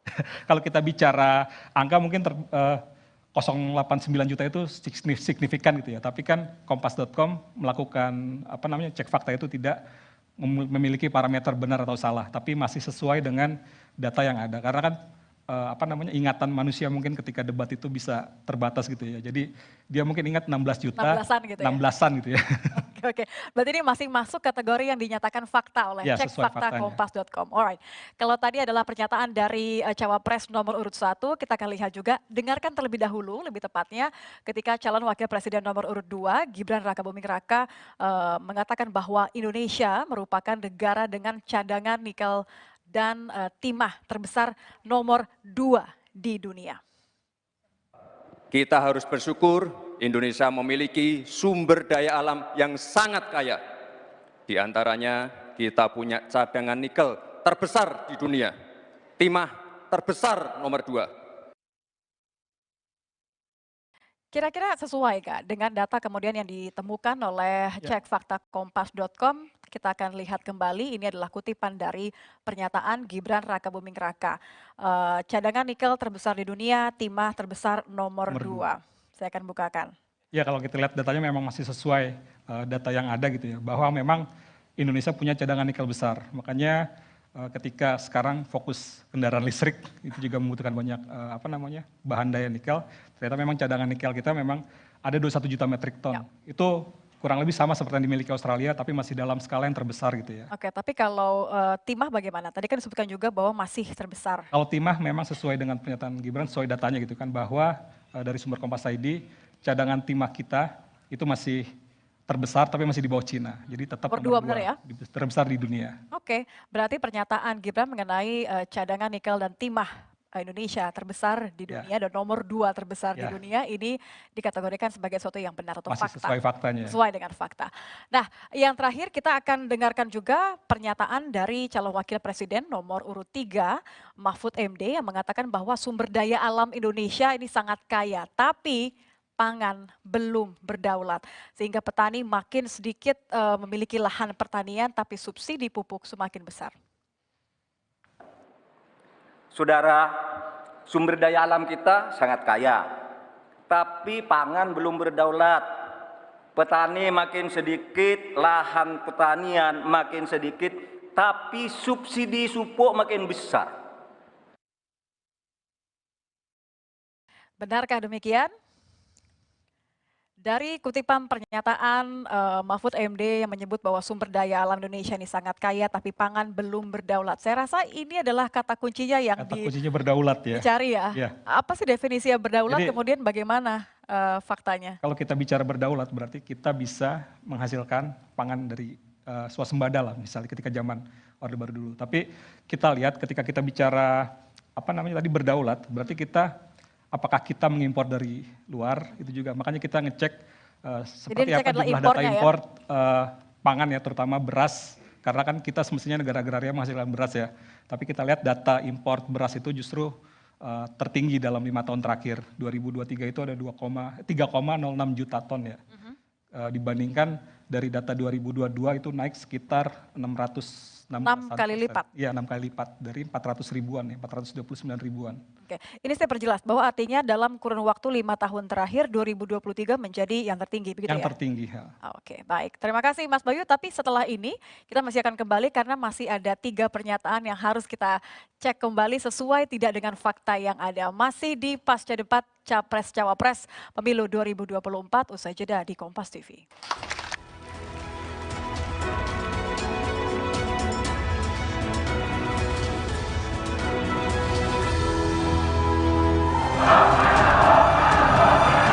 Oke, cukup kita lanjutkan ya. Langsung saja kita akan mulai debat keempat calon wakil presiden pemilu tahun 2024. Pada sesi pertama ini kita akan mendengarkan visi, misi, dan juga program kerja dari masing-masing calon wakil presiden. Kesempatan pertama akan diberikan kepada calon wakil presiden nomor urut 1. Kami persilakan Bapak Muhaimin Iskandar untuk menyampaikan visi, misi, dan program kerjanya. Waktu Bapak 4 menit dimulai dari saat Bapak berbicara. Silakan. Assalamualaikum warahmatullahi wabarakatuh. Selamat malam, salam sejahtera untuk kita semua. Hadratus Syekh Ki Hasyim Asy'ari, pendiri Nahdlatul Ulama, mengatakan, petani adalah penolong negeri. Akan tetapi, hari ini kita menyaksikan negara dan pemerintah abai terhadap nasib petani dan nelayan kita. Hari ini kita menyaksikan bukti bahwa hasil sensus pertanian BPS menunjukkan bahwa 10 tahun terakhir ini telah terjadi jumlah petani rumah tangga petani gurem berjumlah hampir 3 juta. Ini artinya 16 juta rumah tangga petani hanya memiliki tanah setengah hektar. Sementara ada seseorang yang memiliki tanah 500.000 hektar sebagai kekuasaan yang diberikan negara kepadanya. Di sisi yang lain kita sangat prihatin. Upaya pengadaan pangan nasional dilakukan melalui food estate. Food estate terbukti mengabaikan petani kita, meninggalkan masyarakat adat kita, menghasilkan konflik agraria dan bahkan merusak lingkungan kita. Ini harus dihentikan. Saudara-saudara sekalian, krisis iklim terjadi dan kita menyaksikan bencana ekologi terjadi di mana-mana. Negara harus serius mengatasinya, tidak hanya mengandalkan proyek giant sea wall yang tidak mengatasi masalahnya.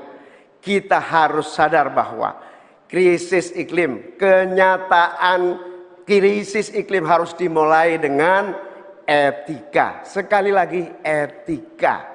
Etika lingkungan. Etika lingkungan ini intinya adalah keseimbangan antara manusia dan alam. Tidak menang-menangan, seimbang manusia dan alam. Akan tetapi kita menyaksikan bahwa kita tidak seimbang di dalam melaksanakan pembangunan kita. Kita melihat ada yang namanya krisis iklim tidak diatasi dengan serius. Bahkan kita ditunjukkan anggaran mengatasi krisis iklim jauh di bawah anggaran sektor-sektor lainnya. Hadirin saudara sekalian setanah air yang saya cintai. Dengan kesadaran ini, maka kita harus kembali bahwa pembangunan nasional, bahwa kebijakan nasional harus berpijak kepada yang namanya keadilan. Keadilan iklim, keadilan ekologi, keadilan antar generasi, keadilan agraria, dan tentu keadilan sosial. Saudara-saudara sekalian, rakyat harus dilibatkan, rakyat tidak boleh ditinggal karena pemilik negeri ini rakyat, pemerintah hanyalah pelaksana dari pemilik negeri ini. Oleh karena itu, desa harus menjadi titik tumpu pembangunan. Petani, nelayan, peternak, masyarakat adat harus menjadi bagian utama dari program pengadaan pangan nasional. Reforma agraria harus menjadi kepastian distribusi lahan bagi para petani kita. Energi baru dan terbarukan harus digenjot, bukan malah dikurangi targetnya, diturunkan targetnya. Karena itu kita harus lakukan perubahan. Kita tidak boleh diam. Perubahan menghadapi masa depan kita dan generasi yang akan datang. Para petani dan seluruh warga bangsa yang terlibat, negara menunggu langkah kita bersemua. Kita semua harus menghadirkan perubahan untuk Indonesia yang lebih baik. Baik. Bicara, silakan. Baik, terima kasih. Sebenarnya persoalan penyelesaian SDA dan energi selalu harus menyeluruh dari hulu ke hilir. Keterbukaan informasi agraria, termasuk kehutanan misalnya. Saya ini punya pengalaman di dalam sidang-sidang yang membicarakan tentang ini misalnya, informasinya tertutup. Siapa yang punya lahan ilegal di sebelah sana? Ketika dibuat daftar, tidak ada di dalam daftar. Sementara ada masyarakat yang punya data.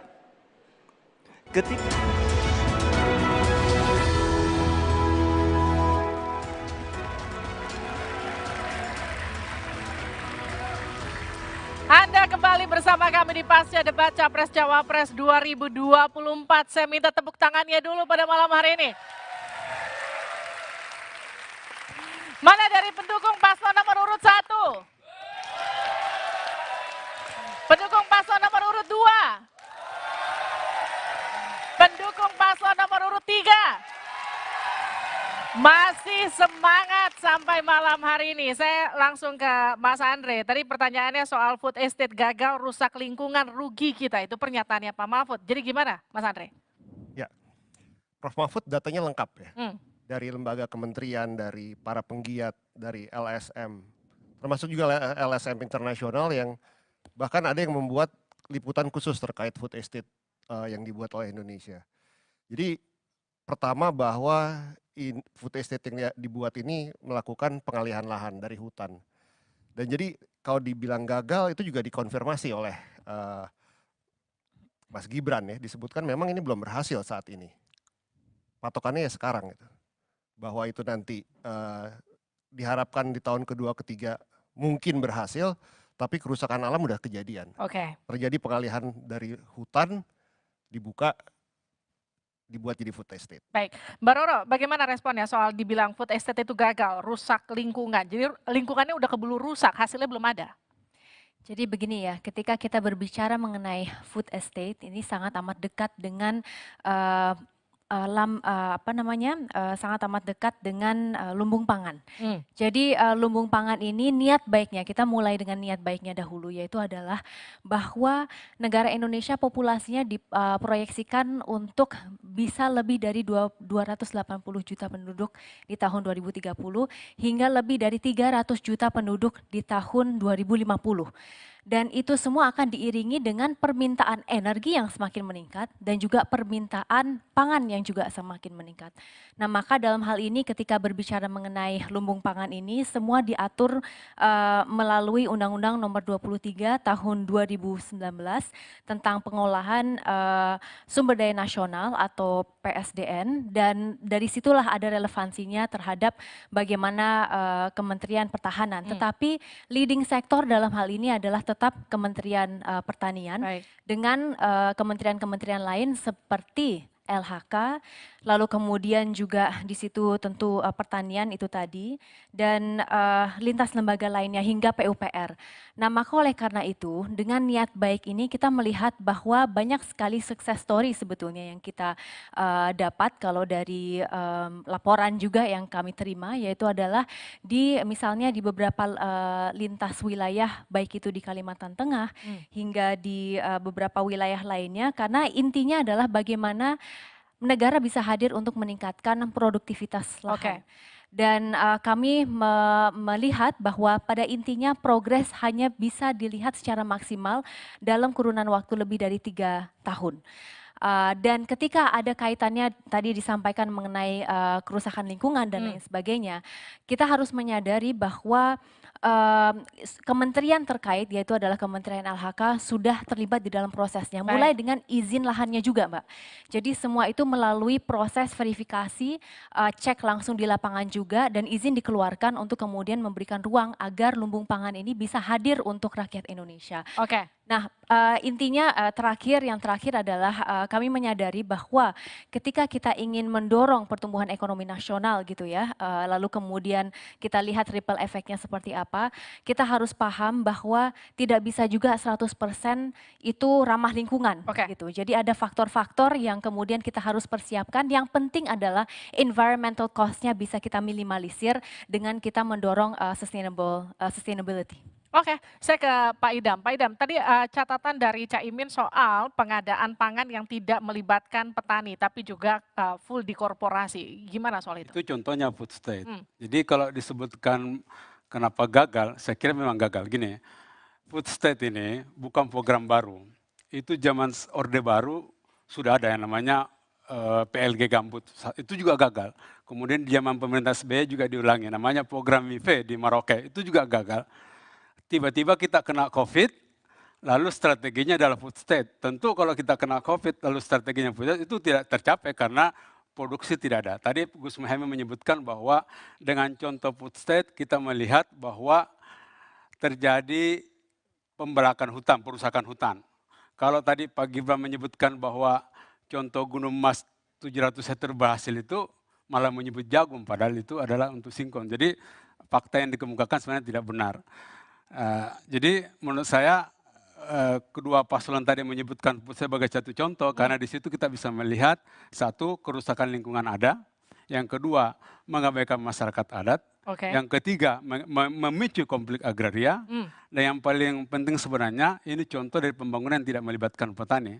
Jadi nggak ada produksi di sana karena tidak melibatkan petani, yang ada adalah korporasi. Jadi bisa disebut gagal karena tidak ada produksi, yang ada kerusakan lingkungan, yang ada meninggalkan masyarakat adat, yang ada adalah soal-soal yang kemudian kita berkesimpulan bahwa sebenarnya hendak kemana pembangunan pangan kita mau dilanjutkan ini. Baik, Mbak Roro mau dijawab singkat? Bisa, jadi saya ingin memaparkan bahwa ada beberapa lokasi di mana lumbung pangan ini kita galakkan. Lalu kemudian kalau di Kalteng itu di Pulang Pisau dan Kapuas itu untuk padi pasang surut ya. Lalu kemudian kalau di NTT di Sumba Barat untuk padi dan juga jagung. Kalau kita berbicara mengenai tadi untuk di Gunung Mas di Kalteng itu sebetulnya masih memang belum jalan karena anggarannya belum dialokasikan untuk wilayah itu. Jadi ini mungkin kita perlu cek data juga ya, tapi pada intinya produksi sudah ada untuk beberapa komoditas. Tetapi kembali lagi bahwa ini merupakan proses yang cukup panjang dan kita butuh melihat progresnya hingga lebih dari 3 tahun ke depan. Jadi Anda nggak setuju kalau dibilang baru dimulai sudah dibilang gagal begitu kira-kira ya. Tadi Cawapres nomor urut 3 Mahfud MD menyebut pertanyaan Cawapres nomor urut 2 Gibran Rakabuming Raka tak layak untuk dijawab. Hal ini disampaikan Mahfud saat Gibran menanyakan padanya tentang cara mengatasi greenflation atau inflasi inflasi hijau. Kita dengarkan ini dia.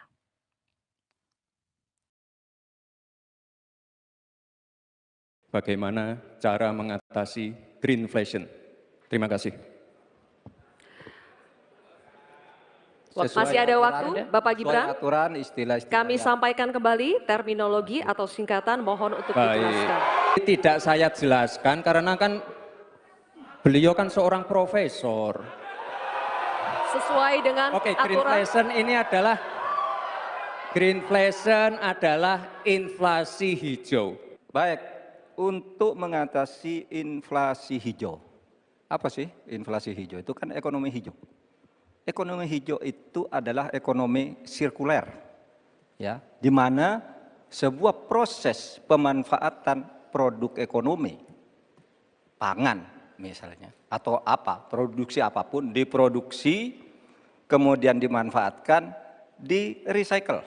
Kalau untuk mengatasi inflasi itu tentu yang paling gampang kan kebijakan-kebijakan.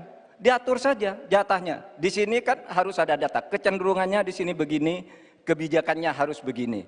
Kecenderungannya di sini begini, kebijakannya harus begini. Nah, itulah yang kita pahami tentang ekonomi hijau. Saya nyari-nyari di mana ini jawabannya. Kok nggak ketemu jawabannya? Oke, saya langsung ke Pak Dwi Andreas. Jadi gimana Pak melihat jawaban dan juga pertanyaan soal greenflation itu tadi? Sudahkah terjawab? Iya, sebenarnya dari Mas Gibran sendiri juga kurang jelas ya terkait greenflation. Greenflation itu kan menunjukkan terkait dengan pengembangan energi terbarukan. Di pengembangan energi terbarukan itu banyak komponen-komponen individual yang menyusun pengembangan energi terbarukan. Nah, itu komponen-komponen itu mengalami peningkatan, kan? Bisa peningkatan karena komponennya bertambah, bisa mengalami peningkatan karena price dari komponen tersebut bertambah. Jadi itu sebenarnya yang dimaksud dengan greenflation. Mas Gibran juga tidak jelas sama sekali sebenarnya. Untuk itu kenapa kok hal yang seperti itu muncul. Lalu Pak Mahmud sudah barang tentu karena pertanyaannya juga nggak jelas, jawabannya juga nggak jelas juga itu masalahnya. Jadi yang satu ke sana, sini ke kiri. Tapi yang dimaksud seperti tadi Mbak terkait greenflation tadi. Dalam arti komponen-komponen individual yang menyusun misalnya untuk energi terbarukan. Oke. Jadi itu. Pak Fahmi bagaimana soal jawaban dan juga pertanyaan soal greenflation? Iya, jadi tadi Gibran tidak menjelaskan apa yang dimaksud dengan greenflation sendiri itu. Nah, memang dalam green economic tadi itu memang ada kecenderungan untuk tercapainya green inflation tadi kalau cost atau pembiayaan dari pengembangan energi baru terbarukan itu jauh lebih tinggi tadi. Sehingga menimbulkan adanya semacam inflasi tadi itu ya. Nah, tapi sekarang ini kan kondisi dari green economy di Indonesia sendiri ini kan masih sangat minim gitu ya. Tadi juga diungkap juga misalnya indikator ketercapaian energi baru terbarukan. Baik. Itu tidak tercapai. Misalnya pada tahun 2024 mestinya itu 23%. Tapi sampai sekarang ini masih sekitar 15,8%. Oke. Ya. Ini tidak tercapai tadi. Jadi sebenarnya itu jauh lebih penting dan itu sebenarnya diungkap juga tadi data tentang tidak tercapainya indikator dari energi baru terbarukan itu ya. Tapi ketiganya tidak mengungkapkan bagaimana mengatasinya untuk mencapai, karena nanti target pada tahun 2030 itu 44% gitu ya. Kemudian ujungnya pada 2060 itu kan mestinya akan tercapai zero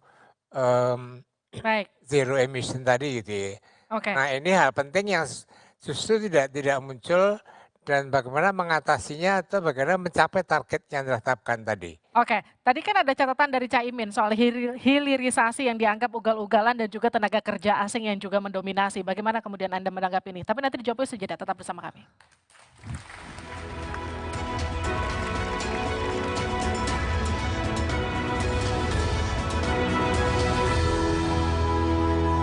Silakan.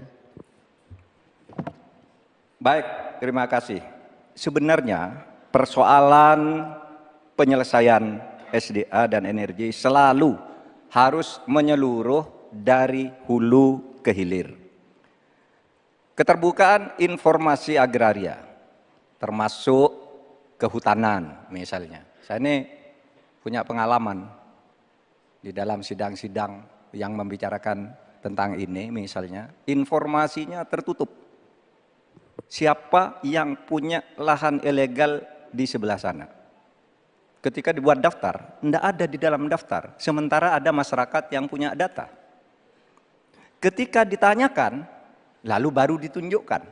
Jadi penyelesaiannya tidak bisa menyeluruh, karena kemudian atas nama keterbukaan informasi publik, mereka katakan ini rahasia. Tidak bisa dong, rahasia itu kan bukan yang tentang data, perampasan tanah-tanah rakyat, kasus-kasusnya di mana, siapa yang menyerobot perkebunan sawit, itu kan harus daftarnya lengkap. Sesudah diselidiki apa yang terjadi di dalam analisis. Wah, itu memang permainnya buruk. Sehingga selalu disembunyikan. Kalau baru orang tahu dikeluarkan satu-satu. Tidak ada penyelesaian yang menyeluruh. Nah, oleh sebab itu ini menjadi penting bagi kita keterbukaan informasi tentang data-data. Kalau kita mau menyelesaikan, data itu menjadi basis untuk penyelesaian.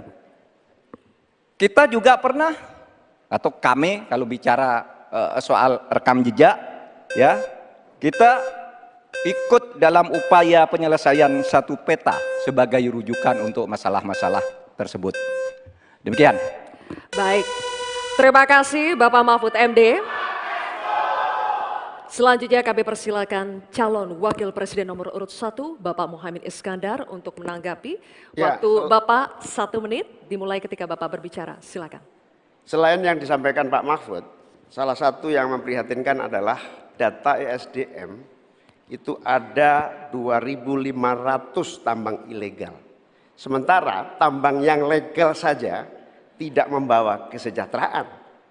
Dan kita menyaksikan dalam proses penambangan dan bisnis tambang kita, hilirisasi dilakukan ugal-ugalan, merusak lingkungan, ada kecelakaan, tenaga asing mendominasi. Di sisi yang lain juga perkembangan hilirisasi maupun tambang tidak signifikan dengan kesejahteraan masyarakat sekitar. Sulawesi Tengah, pertumbuhan ekonominya sampai sekarang bisa 13%, tinggi sekali, tapi rakyatnya tetap miskin dan tidak bisa menikmati. Hilirisasi apa yang mau kita lakukan, sementara ilegal juga terus berlangsung. Lanjut, demikian. Terima kasih. Baik, terima kasih Bapak Muhaimin Iskandar. Selanjutnya, giliran calon Wakil Presiden nomor urut 2, Bapak Gibran Rakabuming Raka. Kami berikan kesempatan juga untuk menanggapi. Waktunya 1 menit dimulai ketika Anda berbicara. Silakan.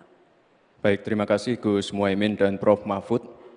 Dari pasangan Prabowo Gibran, simpel saja solusinya. IUP-nya dicabut, izinnya dicabut, simpel. Karena sesuai Undang-Undang Dasar 1945 Pasal 33 Ayat 3 dan 4 dan juga Pancasila Sila 4 dan 5, kita ingin sumber daya alam ini dimanfaatkan sebesar-besarnya untuk kemakmuran rakyat. Dan juga kita harus menjalankan Permen Investasi nomor 1 tahun 2022. Intinya kita ingin perusahaan-perusahaan besar ini bisa menggandeng UMKM lokal, pengusaha lokal, jadi mereka tidak besar sendiri, tapi ikut membesarkan warga lokal, pengusaha lokal, dan UMKM setempat. Terima kasih. Masih ada waktu Pak Gibran, cukup atau lanjut? Cukup? Baik. Terima kasih. Selanjutnya kita kembali ke calon Wakil Presiden nomor urut 3, Bapak Mahfud MD. Kami persilakan untuk merespons tanggapan dari calon Wakil Presiden nomor urut 1 dan 2. Terima kasih. Waktunya 1 menit Bapak, dimulai ketika Anda berbicara. Silakan. Baik, saya mencatat juga tambang ilegal sebanyak 2.500, tapi juga ada yang lebih dari itu. Dalam 10 tahun terakhir terjadi deforestasi 12,5 hektar hutan kita. Itu jauh lebih luas dari Korea Selatan dan 23 kali luasnya Pulau Madura di mana saya tinggal. Ini deforestasi dalam waktu 10 tahun. Bilang, ya cabut aja iupnya. Nah itu masalahnya. Mencabut iup itu banyak mafianya. Banyak mafianya. Saya sudah mengirim tim ke lapangan, ditolak. Sudah putusan Mahkamah Agung. Itu begitu. Bahkan KPK seminggu lalu mengatakan untuk pertambangan di Indonesia itu banyak sekali yang ilegal dan itu di-backing oleh aparat-aparat dan pejabat. Baik. Itu masalahnya. Baik, terima kasih Waktunya Bapak. habis, Pak Mahfud. Terima kasih.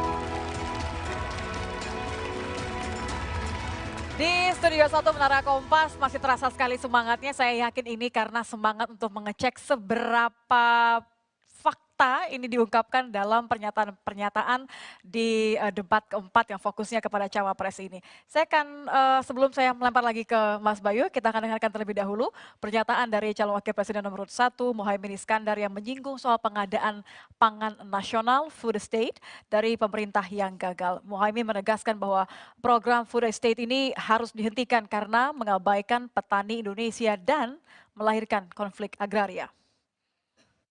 Di sisi yang lain kita sangat prihatin. Upaya pengadaan pangan nasional dilakukan melalui food estate. Food estate terbukti mengabaikan petani kita, meninggalkan masyarakat adat kita, menghasilkan konflik agraria dan bahkan merusak lingkungan kita. Ini harus dihentikan. Ini harus dibuktikan kalau versi kita ya. Karena kata-kata yang dipakai oleh Caimin tadi adalah terbukti. Kita coba akan lihat terlebih dahulu kutipannya, betul terkait dengan food estate ini terbukti mengabaikan petani kita, bahkan menghasilkan konflik agraria.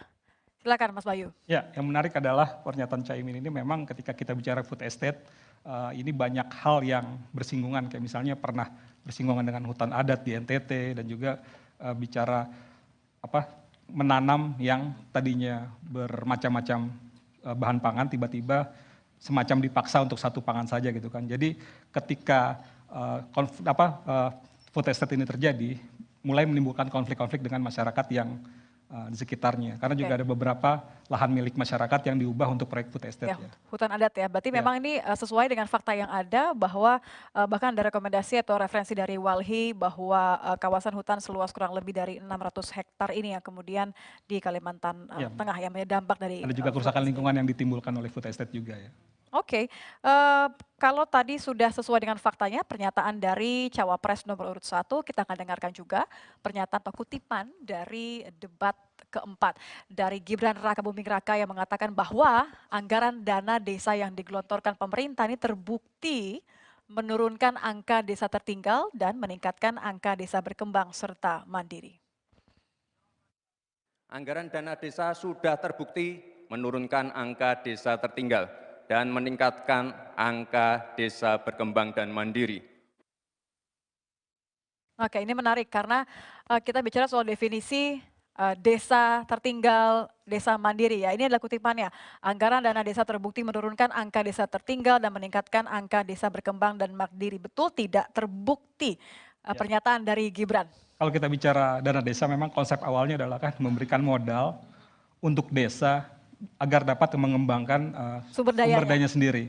Jadi ketika itu akhirnya berdampak positif dan kita lihat memang yang pernyataan Gibran ini sesuai dengan datanya gitu ya. Banyak dana desa ini bisa dimanfaatkan sejumlah desa untuk lebih mandiri, lebih memiliki Swadaya pemberdayaan kemudian. untuk mengalami peningkatan lah dari segi ekonomi ya. Oke, dan ini juga data dari 2018 dan 2021 yang memang mengalami penurunan sangat drastis ya, status desa yang sangat tertinggal. Jadi sepakat bahwa pernyataan Gibran dalam Sesuai konteks dengan ini adalah faktanya. sesuai dengan Iya. fakta. Oke. Yang terakhir dari calon wakil presiden nomor 3, Mahfud MD, ketika visi misi ini menyampaikan bahwa proyek food estate yang dilakukan pemerintah gagal dan merusak lingkungan. Maka kami punya program petani, bangga bertani di Laut Jaya, nelayan sejahtera. Jangan misalnya seperti food estate yang gagal dan merusak lingkungan, yang benar aja. Rugi dong kita. Terima kasih. Ya, food estate salah satu hot topic ya. Ini berkali-kali kemudian disebutkan, dilontarkan baik dari Cawapres nomor 1 maupun juga barusan dari Cawapres nomor 3 Mahfud MD.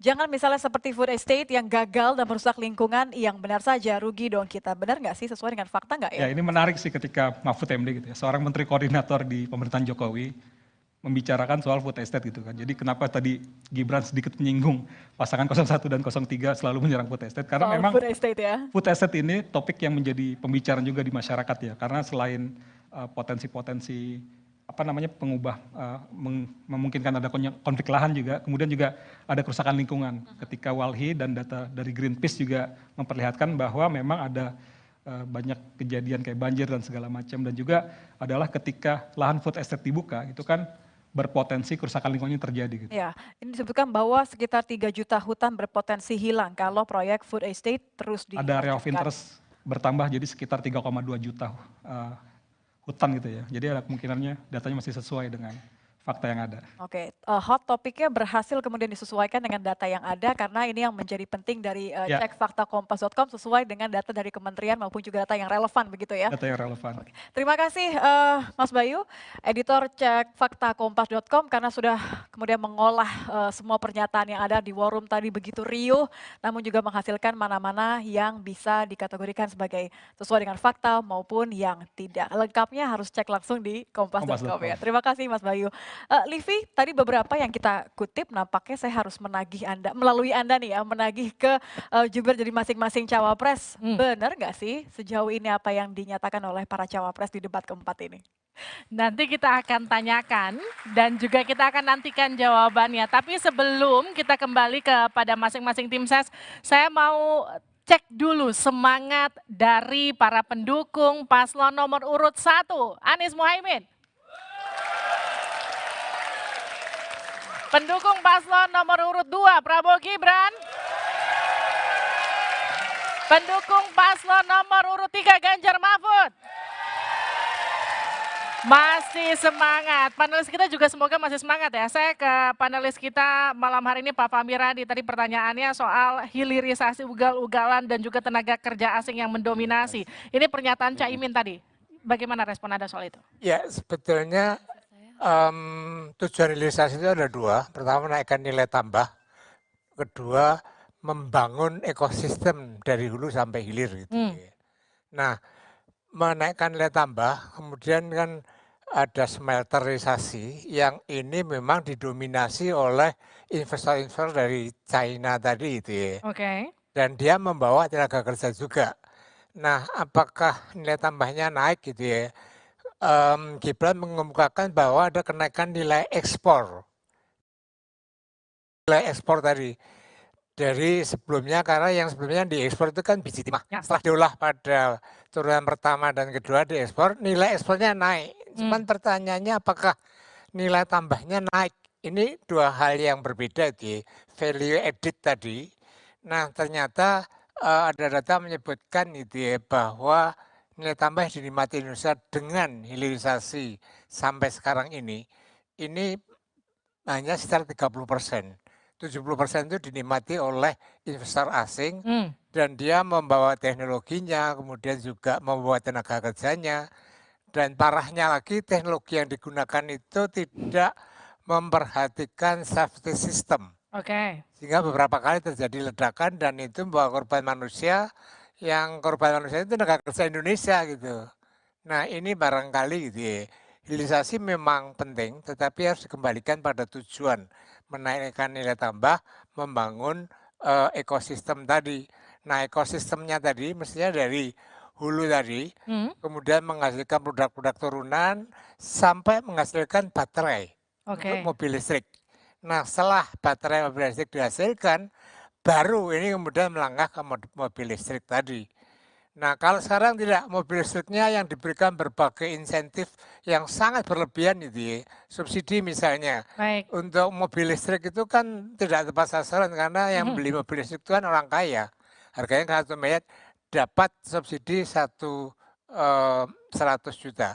Nah terakhir itu ya, terakhir Luhut mengumumkan untuk menaikkan pajak dari mobil yang konvensional tadi agar dia berpindah tadi. Nah menurut saya ini subsidi tadi membebani APBN, kemudian kalau benar kenaikan pajak kendaraan bermotor non listrik tadi dinaikkan, ini akan membebani rakyat.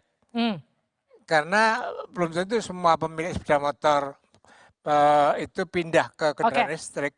Jadi ini apa? Kebijakan yang menurut saya sangat blunder, merugikan APBN dan membebani rakyat. Ini harus dihentikan itu. Saya ke panelis kita yang satu lagi, Pak Dwi Andreas. Tadi kalau menjawab pertanyaan yang tadi disampaikan Pak Fahmi, Pak Gibran kan juga sempat menyampaikan Indonesia tidak boleh lagi ketergantungan pada energi fosil. Senada dengan tadi apa yang disebut oleh Pak Fahmi bahwa mungkin kita jumping langsung ke mobil listrik begitu ya. Bagaimana respon Anda? Ya, ini sebenarnya di luar ranah kami ya. Dalam arti memang sektor pertanian ke depan mau tidak mau harus membantu terkait dengan renewable energy. Dan sektor pertanian sudah barang tentu sekarang misalnya sawit ya. Sawit kan digunakan untuk biodiesel.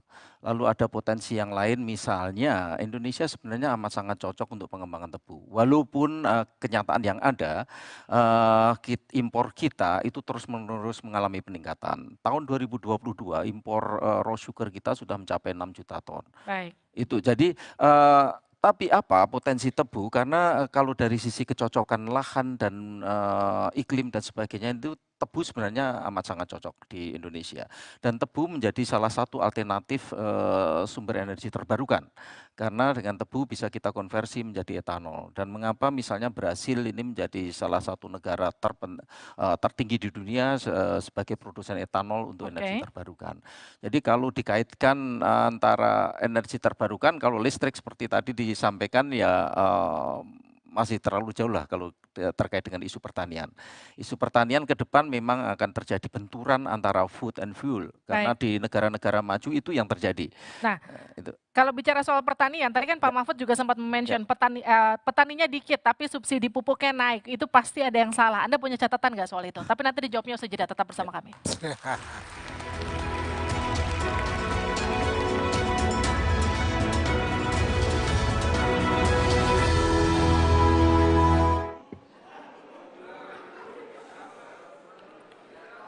Saya lagi nyari jawabannya Prof. Mahfud. Saya nyari-nyari di mana ini jawabannya. Kok nggak ketemu jawabannya. Saya tanya masalah inflasi hijau kok malah menjelaskan ekonomi hijau. Prof. Mahfud yang namanya greenflation atau inflasi hijau itu ya kita kasih contoh yang simpel aja. Demo rompi kuning di Perancis. Bahaya sekali. Sudah memakan korban. Ya, ini harus kita antisipasi, jangan sampai terjadi di Indonesia. Kita belajar dari negara maju. Negara maju aja masih ada tantangan-tantangannya. Intinya transisi menuju energi hijau itu harus super hati-hati. Jangan sampai malah membebankan R&D yang mahal, proses transisi yang mahal ini kepada masyarakat, pada rakyat kecil. Itu maksud saya inflasi hijau, Prof. Mahfud. Terima kasih. Masih ada waktu, Pak Gibran? Cukup? Baik, terima kasih. Kita lanjutkan dulu. Nanti akan ada waktunya untuk memberikan support. Kita lanjutkan dulu, Bapak Ibu. Terima kasih. Kita teruskan ya.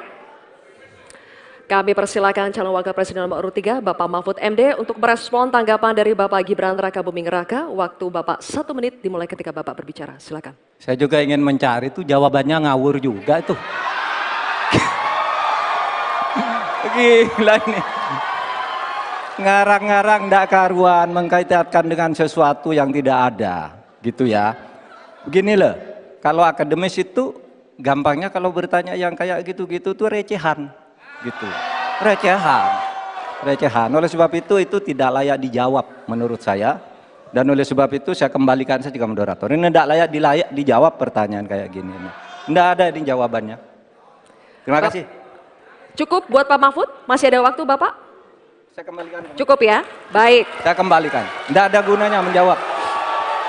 Ya. Baik. Bapak Ibu, demikianlah tadi interaksi saling tanya jawab antara calon wakil presiden nomor urut 2 dengan calon wakil presiden nomor urut 3. Terima kasih. Baik, Bapak Ibu, kita lanjutkan ya sesinya, kita selesaikan dulu. Kali ini giliran calon wakil presiden nomor urut 3 dan nomor urut 1 untuk saling bertanya jawab. Diawali dengan calon wakil presiden nomor urut 3, Bapak Mahfud MD. Untuk bertanya kepada cawapres nomor urut 1, Bapak Muhaimin Iskandar. Waktunya 1 menit, Pak Mahfud, dimulai dari saat Bapak berbicara. Silakan. Ya, Pak Muhaimin, calon wakil presiden yang terhormat. Pada tahun 2014 kita berada di posisi yang berbeda.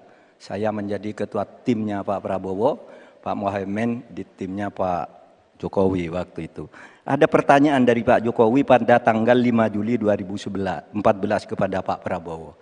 Pertanyaannya begini, Pak Prabowo, saat ini kita dihadapkan dengan bencana ekologis yang salah satunya disebabkan oleh kerusakan hutan. Laju penggundulan hutan di negara kita tertinggi di dunia. Nah, saat ini situasinya sama dengan tahun 2014 seperti yang kita diskusikan sejak tadi. Apakah Pak Muhaimin setuju bahwa kita telah gagal menghentikan kerusakan hutan dan juga food estate sesuai dengan penilaian Walhi dan Greenpeace? Waktunya habis. Selesai. Terima kasih. Kami persilakan calon wakil presiden nomor urut 1 Bapak Muhaimin Iskandar untuk menjawab. Waktunya 2 menit dimulai saat Bapak berbicara. Silakan. Yang patut untuk bisa menjadi alat ukur adalah bahwa dari seluruh rencana mengurangi deforestasi itu adalah berapa prestasi untuk melakukan penghijauan atau reforestasi. Sampai hari ini saya setuju dengan Pak Mahfud, tidak ada keseriusan dan kesungguhan untuk itu. Bahkan mau menyediakan pangan nasional saja, kenapa tidak melibatkan petani? Malah juga melakukan penggundulan hutan dan gagal lagi. Karena apa? Karena tidak melibatkan masyarakat adat setempat, juga tidak melibatkan para petani, bahkan merusak keanekaragaman hayati kita. Sehingga menurut saya ini soal keberpihakan Pak Mahfud. Keberpihakan kepada pembangunan yang berbasis keberlanjutan.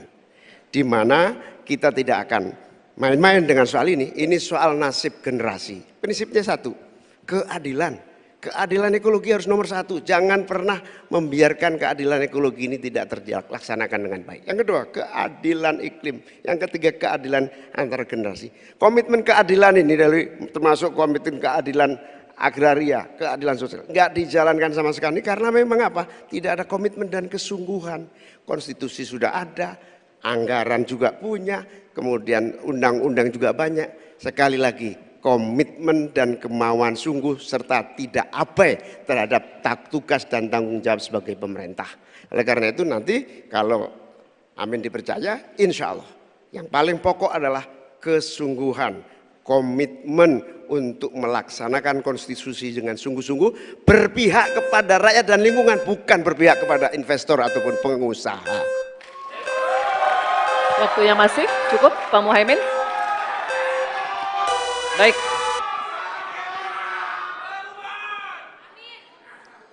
Kini kami persilakan Cawapres nomor urut 3 Bapak Mahfud MD untuk menanggapi, waktunya 1 menit. Baik. Mulai dari saat berbicara, silakan. Pak Muhaimin, ke depan itu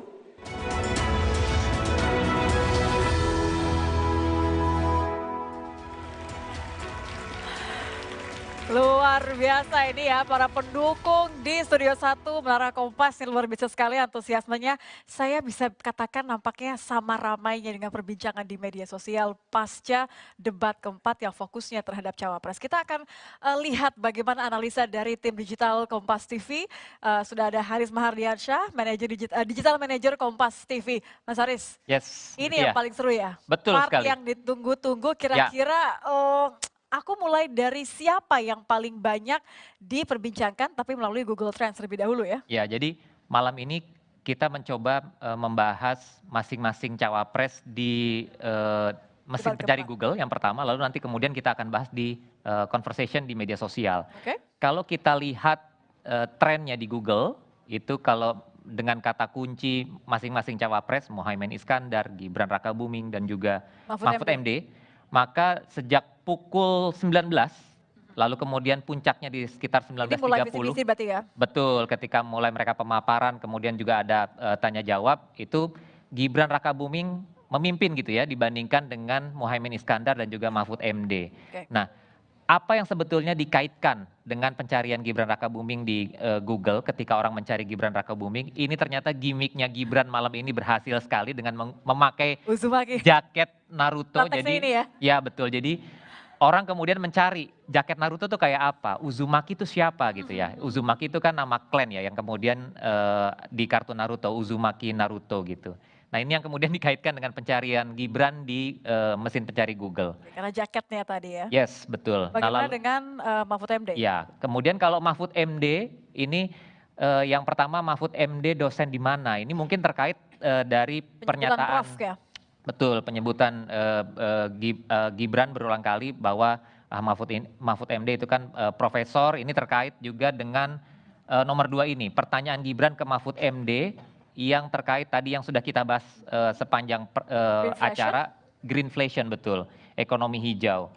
Dan yang berikutnya Muhaimin Iskandar, nah ini yang baru juga nih, LFP. LFP ini yang alternatif dari nikel. Ini banyak belajar artinya ya. Betul. Artinya banyak orang kemudian mengecek apa sih yang dimaksud dengan greenflation, Ya. apa sih yang dimaksud dengan green jobs misalnya, dan terakhir Betul. apa sih yang dimaksud dengan LFP begitu. Betul, betul. Jadi memang istilah-istilah yang dipakai Gibran Rakabuming malam ini kemudian jadi perhatian netizen. Nah, jadi ini tercermin juga di percakapan. Nah, karena banyak menyita perhatian Gen Z lah ya, seperti yang ditargetkan oleh Gibran. Karena kita bisa lihat di sini Kata debat besar digunakan, setelah itu ada cawapres dan kemudian Gibran. Nah, apa yang kemudian terjadi? Nah, Gibran Rakabuming ini kemudian mengumpulkan cukup banyak reach, kemudian banyak juga yang mention dan engagement yang terjadi terhadap conversation atau percakapan terkait Gibran Rakabuming. Kemudian sementara Mahfud MD dan Muhaimin Iskandar ini karena mereka tidak terlalu banyak mengeluarkan statement-statement yang memancing, sehingga yang baru dan memancing nampaknya betul, ya. sehingga secara reach, mention dan engagement kurang lebih sama, baik Mahfud maupun Muhaimin Iskandar. Jadi memang yang dilakukan oleh Gibran salah satunya dengan mengungkapkan atau menyebutkan kata-kata yang menuai pembicaraan di media sosial, ini menjadi penyebab kenapa Gibran Rakabuming Raka menjadi salah satu top trending konteksnya dalam debat Conversation, betul, dalam debat malam hari ini. Ya. Terima kasih Mas Haris karena sudah menganalisa apa yang menjadi tren di social media.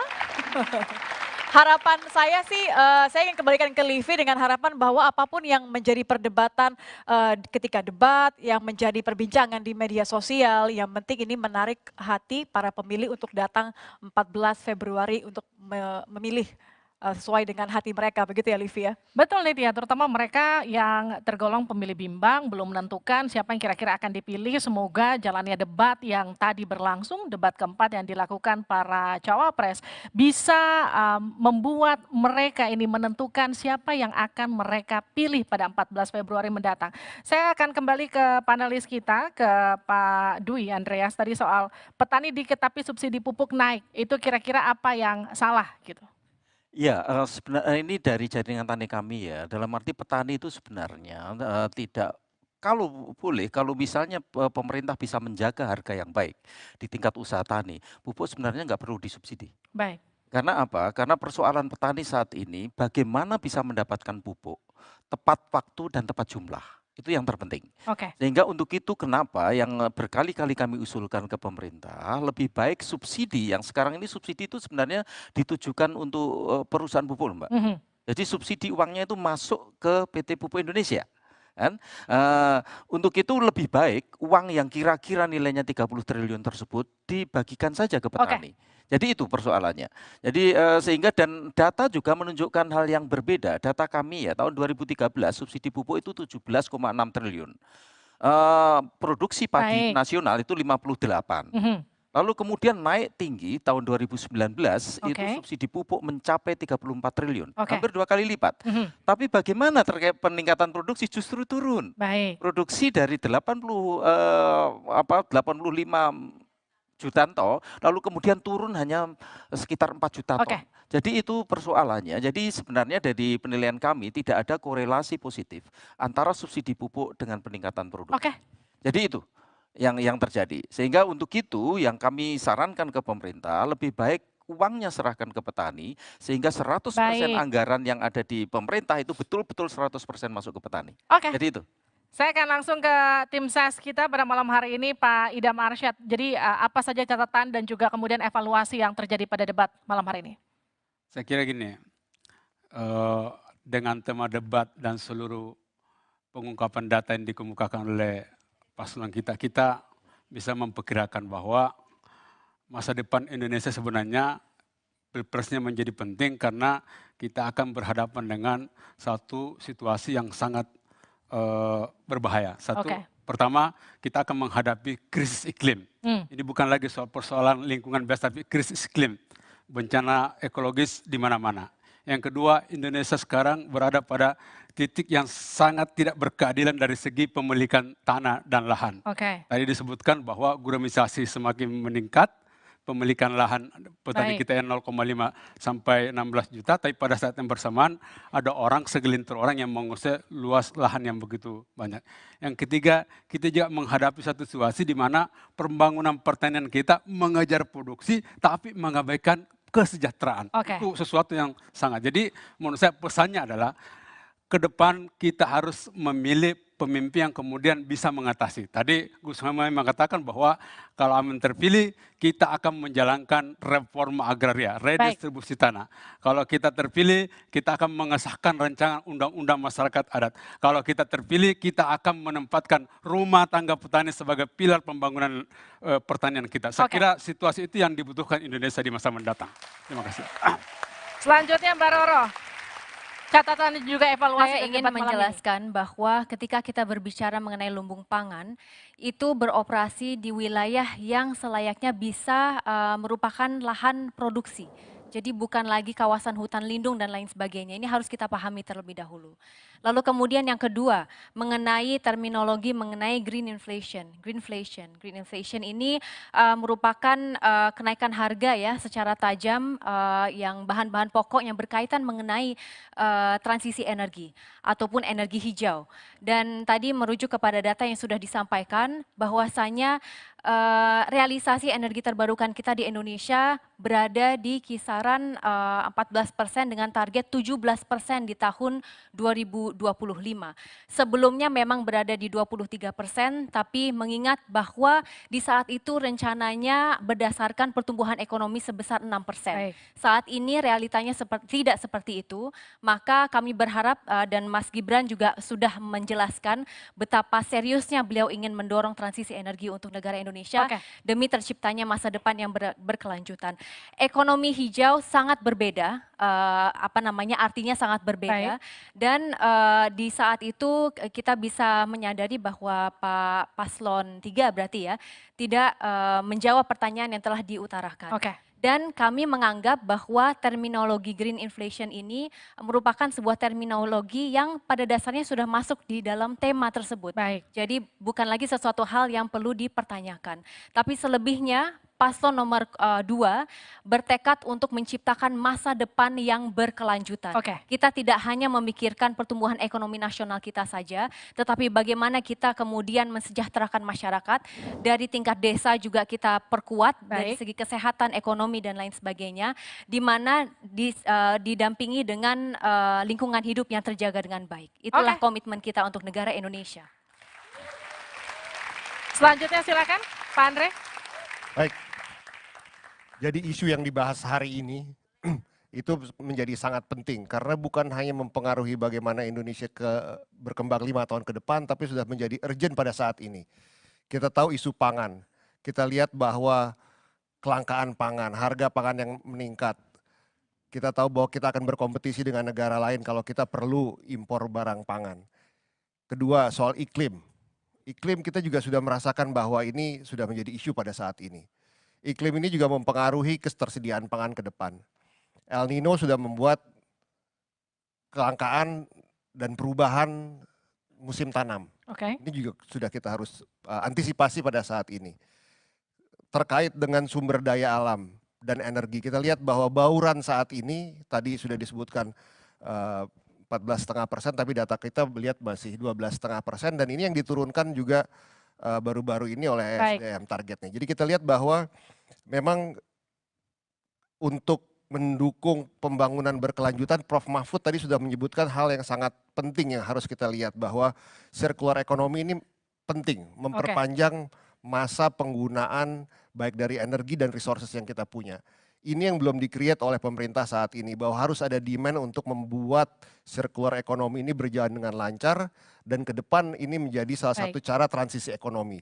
Jadi kalau kita lihat peran dan program dari Ganjar Mahfud langsung menyasar ke problem. Jadi pertama soal gimana petani harus bangga bertani, nelayan harus sejahtera, harus ada dukungan pendidikan, anak-anaknya harus sejahtera, ada tiap desa ada satu vaskes dan ada satu nakes. Itu saya lihat menjadi hal yang penting dan dibutuhkan pada saat ini dan untuk 5 tahun ke depan. Jadi saya rasa itu menjadi dasar yang penting untuk para pemilih pada tanggal 14 besok menentukan pilihan. Baik, tepuk tangan untuk semua narasumber saya pada malam hari ini. Idam Arsyad dari Timnas Amin, Diah Roro dari Jubir Timnas Prabowo Gibran, Andre Rahadian dari Tim Ses Ganjar Mahfud, Dwi Andreas Santosa, Guru Besar IPB, dan juga Fahmi Radi, Pengamat Ekonomi Energi UGM. Terima kasih sudah bergabung bersama kami pada malam hari ini. Demikian pembahasan kita di pasca debat Pilpres 2024.